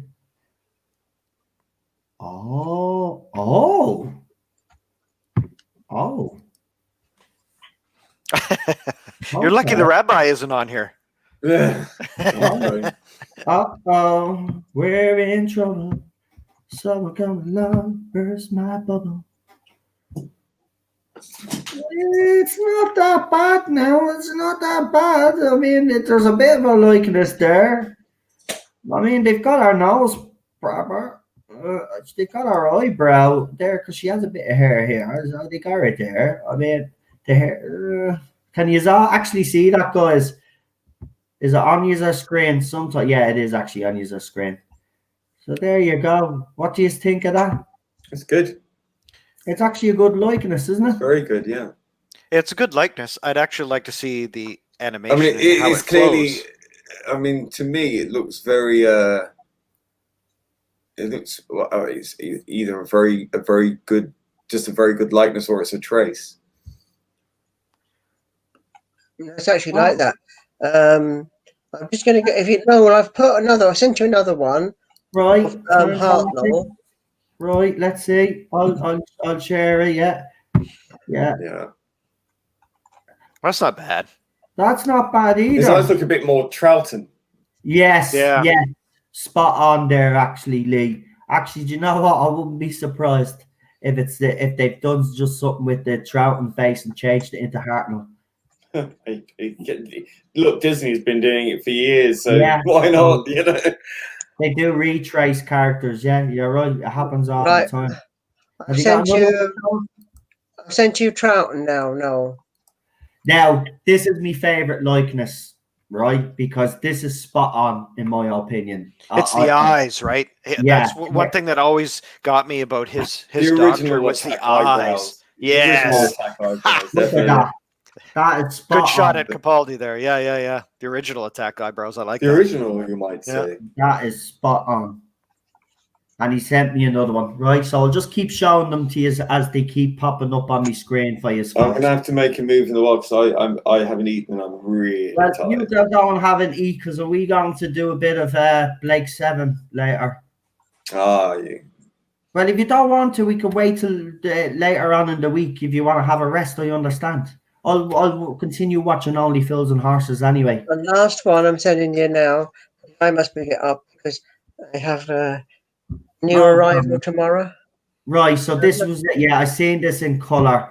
I watched them in black and white myself. Just look at the difference between that picture and the one I just sent you, Troughton. Yeah, it's night and day. I prefer the black and white. Yeah, I prefer the black and white. Because there it is in black and white, so I watched the animations in black and white to keep the continuity. Yeah. Yeah. Right, I'm going to pop off to get some food now, but I'll leave the stream open and I'll come back if I feel more perky. I'll listen, no big deal, but I'll have my phone beside me, so send me a message if you're willing to do it. If not, don't worry about it. I'll watch Only Fools and Horses because I'm just going to go on mute and then I'll be back. Yeah, I should probably pop off too. It's supper time. The wife is asking me to get ready there. Okay. Well, listen, we'll finish up. I've got some time. I've got some time left yet. Right. So I'll say goodnight to the chat and I'll speak to you later on. I'll keep the stream open. Good night, Ian. Yeah, no problem. Listen, see you later. Mr. Lord Thoth. Good night. Take care. See you later. Bye-bye. We've got a $4.99 super chat, so I'm going to read it out. It says, I'd like to thank you, Noel, and your friends for your support for my channel. I am truly grateful. Listen, Lee, anytime, mate. You know me. I am not one of these people that, because you do hear people out there, they're not willing to promote certain YouTubers that are at certain levels of subscribers, which I think is absolutely ridiculous in all fairness. If anybody wants a plug, I am more than open and willing to do so because I know how hard it is on this platform, and I know that all the support counts. So listen, you don't need to thank me. You're more than welcome. You've been a great supporter of this channel like everybody else. So I'm just returning the favor, basically. You do it for me, I do it for yous. You know what I mean? We pat each other on the back, as they say. So listen, thanks for the support. I really mean it. He has got a lot of Facebook groups set up. He does quizzes on his YouTube channel, and he has a lot more stuff coming up and planned. So if you haven't checked out his channel, please do. I really appreciate it. Ian, is there anything else you want to share with us before we actually? Just one last thing. I'm just sending you a picture from. This is Mr. The two weird men. I forget Mr. Quill and the other fella. Yeah. One of them. So this is a black and white picture of the actual guy in real life. Where is it? I'll send it to Twitter. Yeah. This is a real of the two of them. It's the tall one.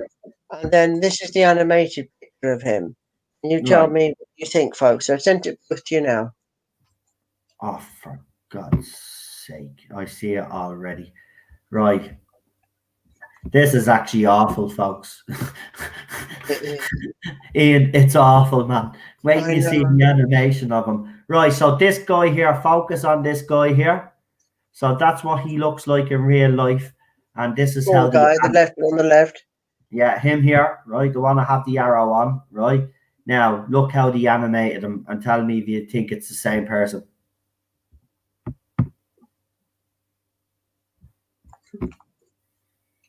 Is that the only picture you have of him? Is that the only one? I'm just looking now. It looks like something out of fucking Scooby-Doo. Well, the mouth I think the mouth takes away from his visage. So I've got another one. I've got him without him being grinning. Here you go. I found it. Let's see. Send it to you right this second. No. Sending on. Now look. You will see. You can share that one. Okay, that one looks a little bit better. Yeah, he doesn't look like a grinning fool. No. But it still doesn't look like him because his mouth is off here. His mouth is a bit weird. His ears aren't as bad either. I don't think they could have drawn him as weird as they. So they just, we'll just get as close as we can. But again, I didn't watch it in color. I watched this in black and white. And, as I said, once you get past the Jordan animation and you finally do get through the story, it is a good story. It's just, I don't know why they keep changing companies for these animations. I think they should just stick to this No, sorry to interrupt you, mate. I've got a perfect comparison now of that guy in the scene from the animated to the actual clip. So this is the animated picture, and then the real one is coming up, the actual picture itself here. Okay. In the same sort of scene. So you can ask people what they think. All Real one right. looks absolutely scary. It looks absolutely Right, horrible. there he is being scary there. So I'll tell you what, I'll show you the live picture first before the animation.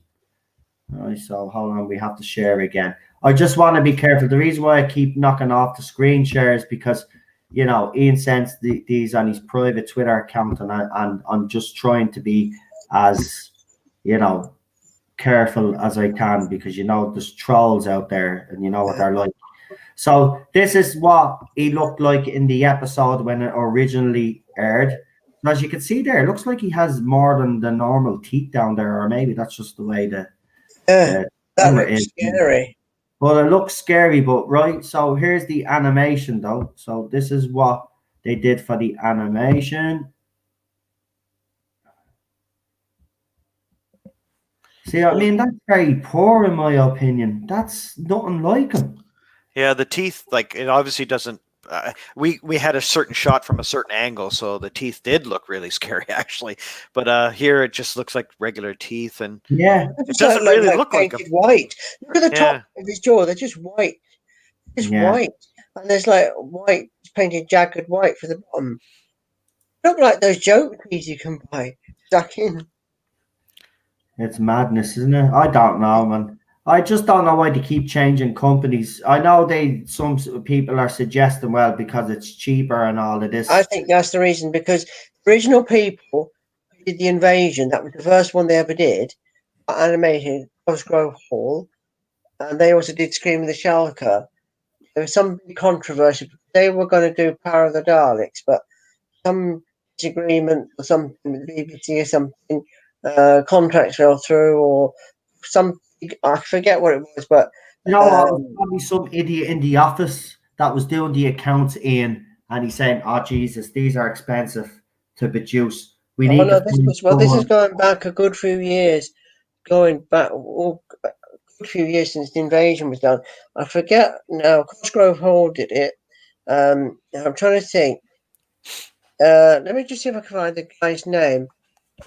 He writes Doctor Who books and he writes stories. Yeah.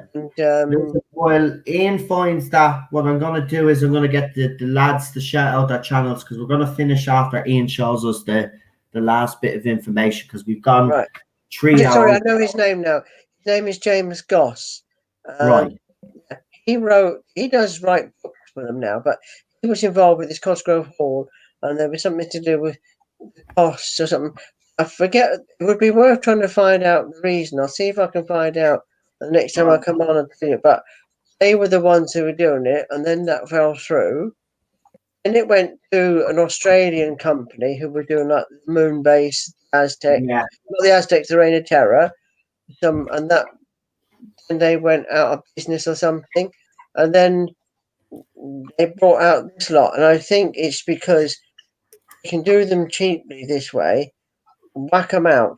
I mean, I'd love it. It was like the style of, I know it costs a lot of money. Disney's got big, deeper pockets, but the style of the Clone Wars.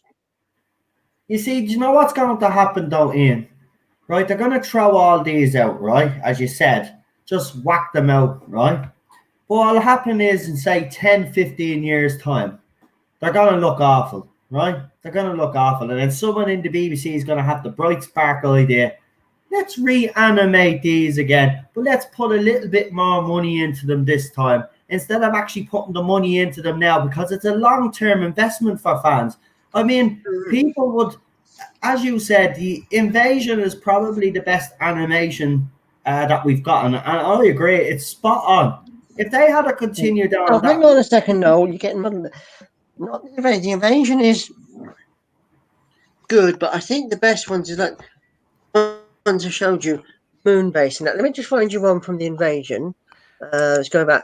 Yeah, I agree with you. I mean, your only hope is Philip Morris finds some more. Yeah. And Philip Morris, keep doing what you're doing, pal. I know we haven't spoken in a while, but keep doing what you're doing. you know, us fans here do appreciate all the hard work that you do go through to find these missing stories for us, and we do appreciate you. And you know, again, that man is being attacked. You know, apparently he's being accused as well of holding animations deliberately. Not true. This guy wouldn't do that. He's a fan. He wants these out there for people to see. I mean, he wouldn't have done what he did years ago, rescue the crap that the BBC threw out if he wasn't a fan. This guy is committed to the cause, and he flies all over the world to try and find these for us.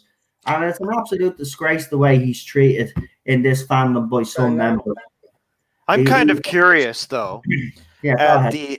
So we're talking about budgets here, and we're talking about quality, and we're talking about how some of these contracts have expired and they've found new people to do them. I'm wondering how, because we all know animation can get really expensive. I'm wondering what their sales figures are on all of these new Blu-rays and this whole venture into doing the animated stuff, because it's obviously targeting old fans, right? The diehard fans. You're not really going to get the new fans, because they're going to look at this and they're going to go, "Who's Peter? Who?" Like, well, I don't mean Capaldi, of course, Troughton and stuff, but I'm talking like, who are these old people? Well, it's a cartoon. Well, I don't want to buy a cartoon, right? So I'm wondering how their sales figures are, and if that is the reason why they're doing what they're doing with the animation. Well, I don't know. I can tell you this about the Blu-ray box sets, because this is common knowledge. They sell out. The limited releases did re-release Series 12. They did release, I think, Season 10. No, Season 10. Tom Baker Season 14. But that's Tom Baker, right? They sell out. I mean, not only his, because the first one was Tom's, Season 12, and they did Season 19, Peter Davison's first one, and they did Season 18, Tom's last one. All of them sell out fast.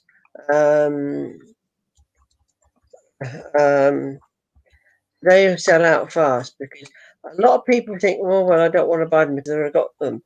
I can see, but the argument, but they do contain a lot of new stuff and all the old stuff. So if you didn't get them DVD, you're not missing out because you get everything there. Yeah. Right. Well, in Canada, I don't see them on the shelves. I don't see them on the shelves at all in Canada. They are on Amazon.ca, but they're on Amazon.com as well. And right now they're all like 69% off. So they're like $28 Canadian for like, say, I'm looking at Colin Baker Season 2, John Pertwee Season 4, the complete 12th Doctor is on. The complete 12th series is on for $30. Yeah. The 12th Doctor. I mean the 12th series. So that's Jodie Whittaker. And then Sylvester McCoy, same thing, $30. So they're on Amazon, but they're all on sale. I'm wondering how they're selling. All those box sets here, the classic ones, disappear fast. They sell out. It's like, as I've told Noel, and I don't think you were on before, but the action figures over here, we have a parking store, in Parkins and More it stands for, and they've in the last few years have been putting out classic sets of the figures. And this year we got some Jodie Whittaker era ones, so we've got the companions, her 3 companions, or 2 companions, and then the set with all 3 of them in it. And I'll tell you the truth, I did post this on Twitter, and of course I was ridiculed for this. I was attacked for this, but they wouldn't know the truth, but I know the truth, because I got it from the horse's mouth, shall we say. They are not selling. See, Jodie Whittaker's companion stuff is not selling, as I was told directly by this person. There are going to be a lot left on the shelf, because I was in a B&M 2 weeks ago, my local one with a friend, and on the shelf they had, these have only just come out, so there was 1 row of each. Someone tried to make a smart remark when I posted it the other day again on Twitter, but I pointed out that how many 5th Doctor's TARDISes are there? Are they not selling? Well, the TARDISes is a big box, so you can only fit 1 per shelf on it. It's going to have a row of them.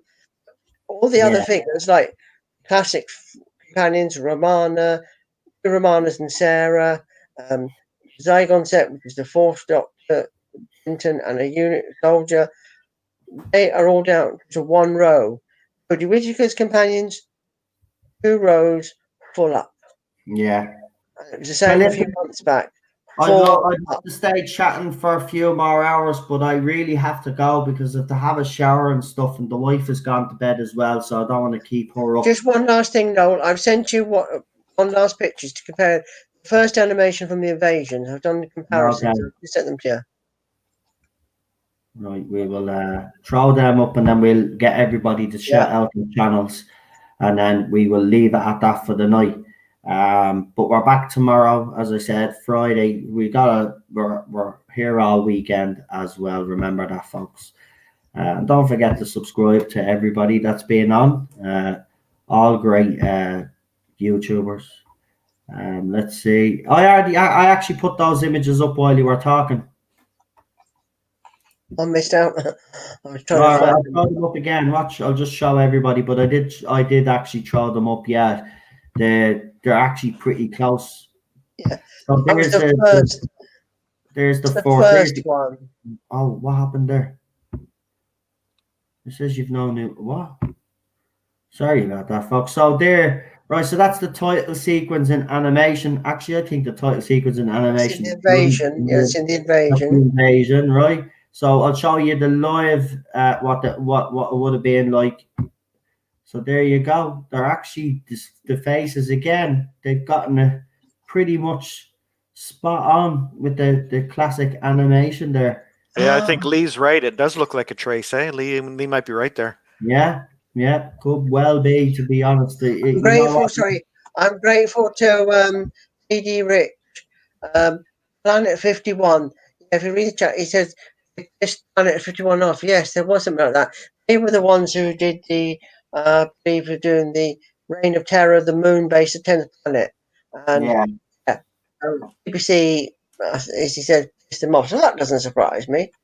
Yeah, well, BBC has a habit of doing that to everybody, don't they, Ian? Ian, do me a favour, let everybody know where they can find you, where all your social media, your Facebook groups and all of that, please.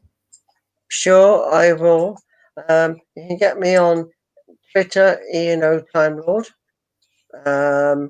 And you can get me on Facebook under my name, Ian O'Brien. If you do send me a friend request on Facebook, if you can send a message with that, I get so many recently. A lot I think I've accepted, but then the last few days, a lot of very strange ones. Nothing to do with Doctor Who, like, far-flung countries that probably Doctor Who doesn't exist in. And Ian O'Brien, INY, on Instagram. I think I've covered them 3. Yep. Facebook, I'll just put in the groups I run.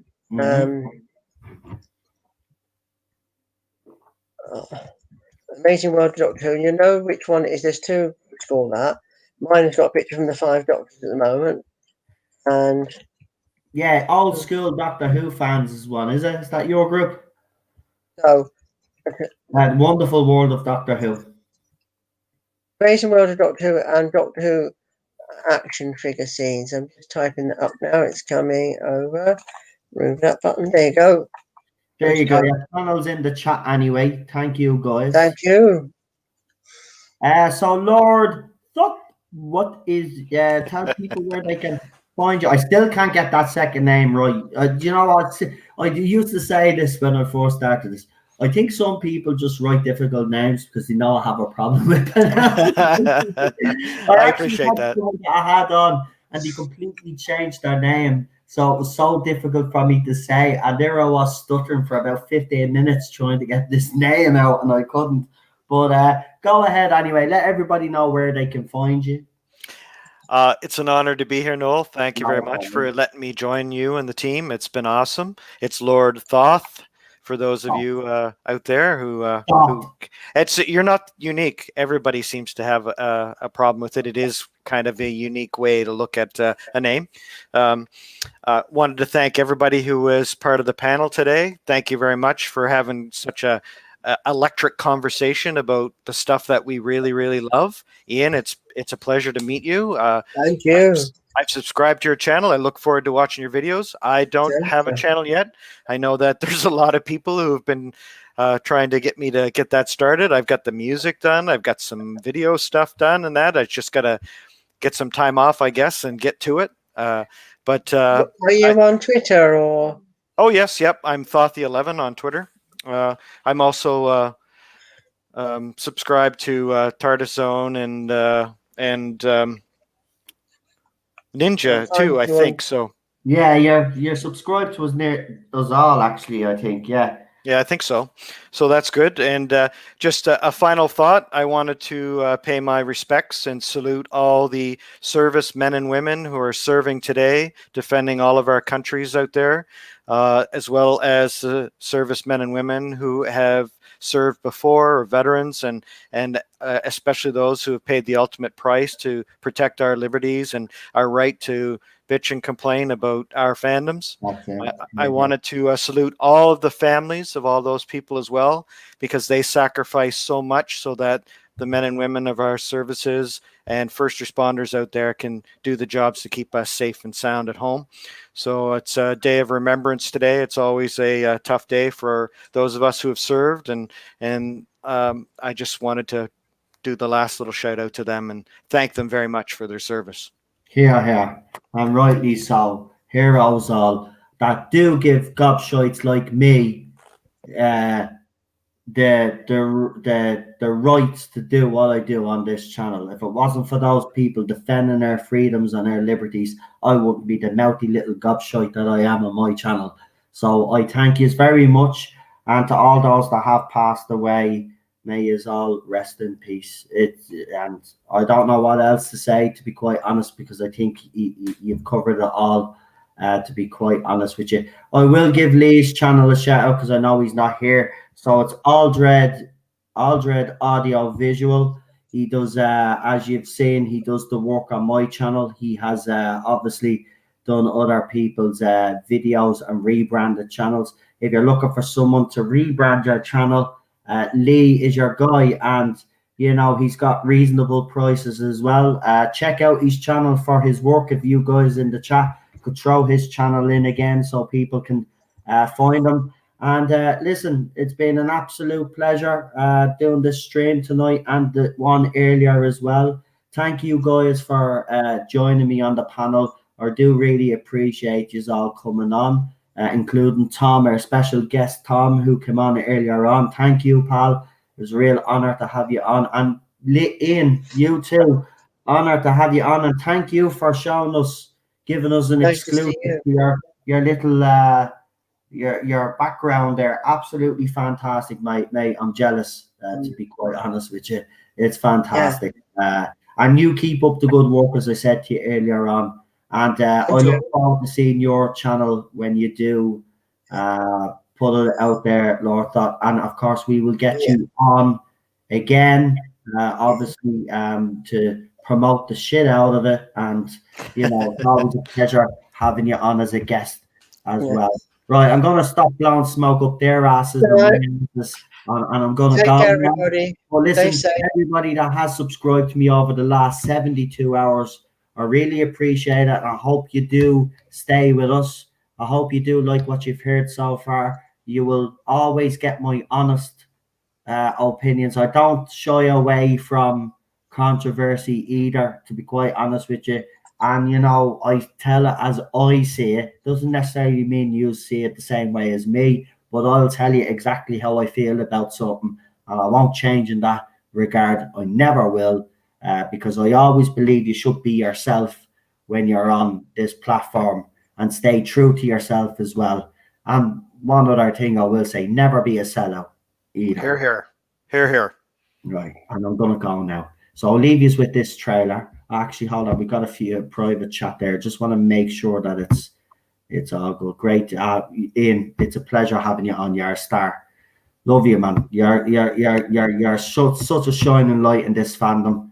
And thank you for sharing all your merchandise and showing us this channel. It's been an absolute honor That was a highlight of my day. That was awesome. Yeah, It's always good to see some good, honest love for the fandom. Yeah. Well done. You know what? We'll bring him on again next week, maybe, because I know he has other stuff. Because he used to come on here all the time and show us different pieces that he had. Well, tomorrow I'll be busy because I'm getting a new cat tomorrow. No problem. But listen, next week, if you have time, you just let me know what days you're available, and we'll try. Okay. Take care, all. See you later. Bye. Be safe. And thank you, moderators, for throwing up the chats. And listen, thanks for the super chats as well. And thanks. Yeah, as I said, I'm gonna shut up now. I'm rambling. See you later. Bye bye.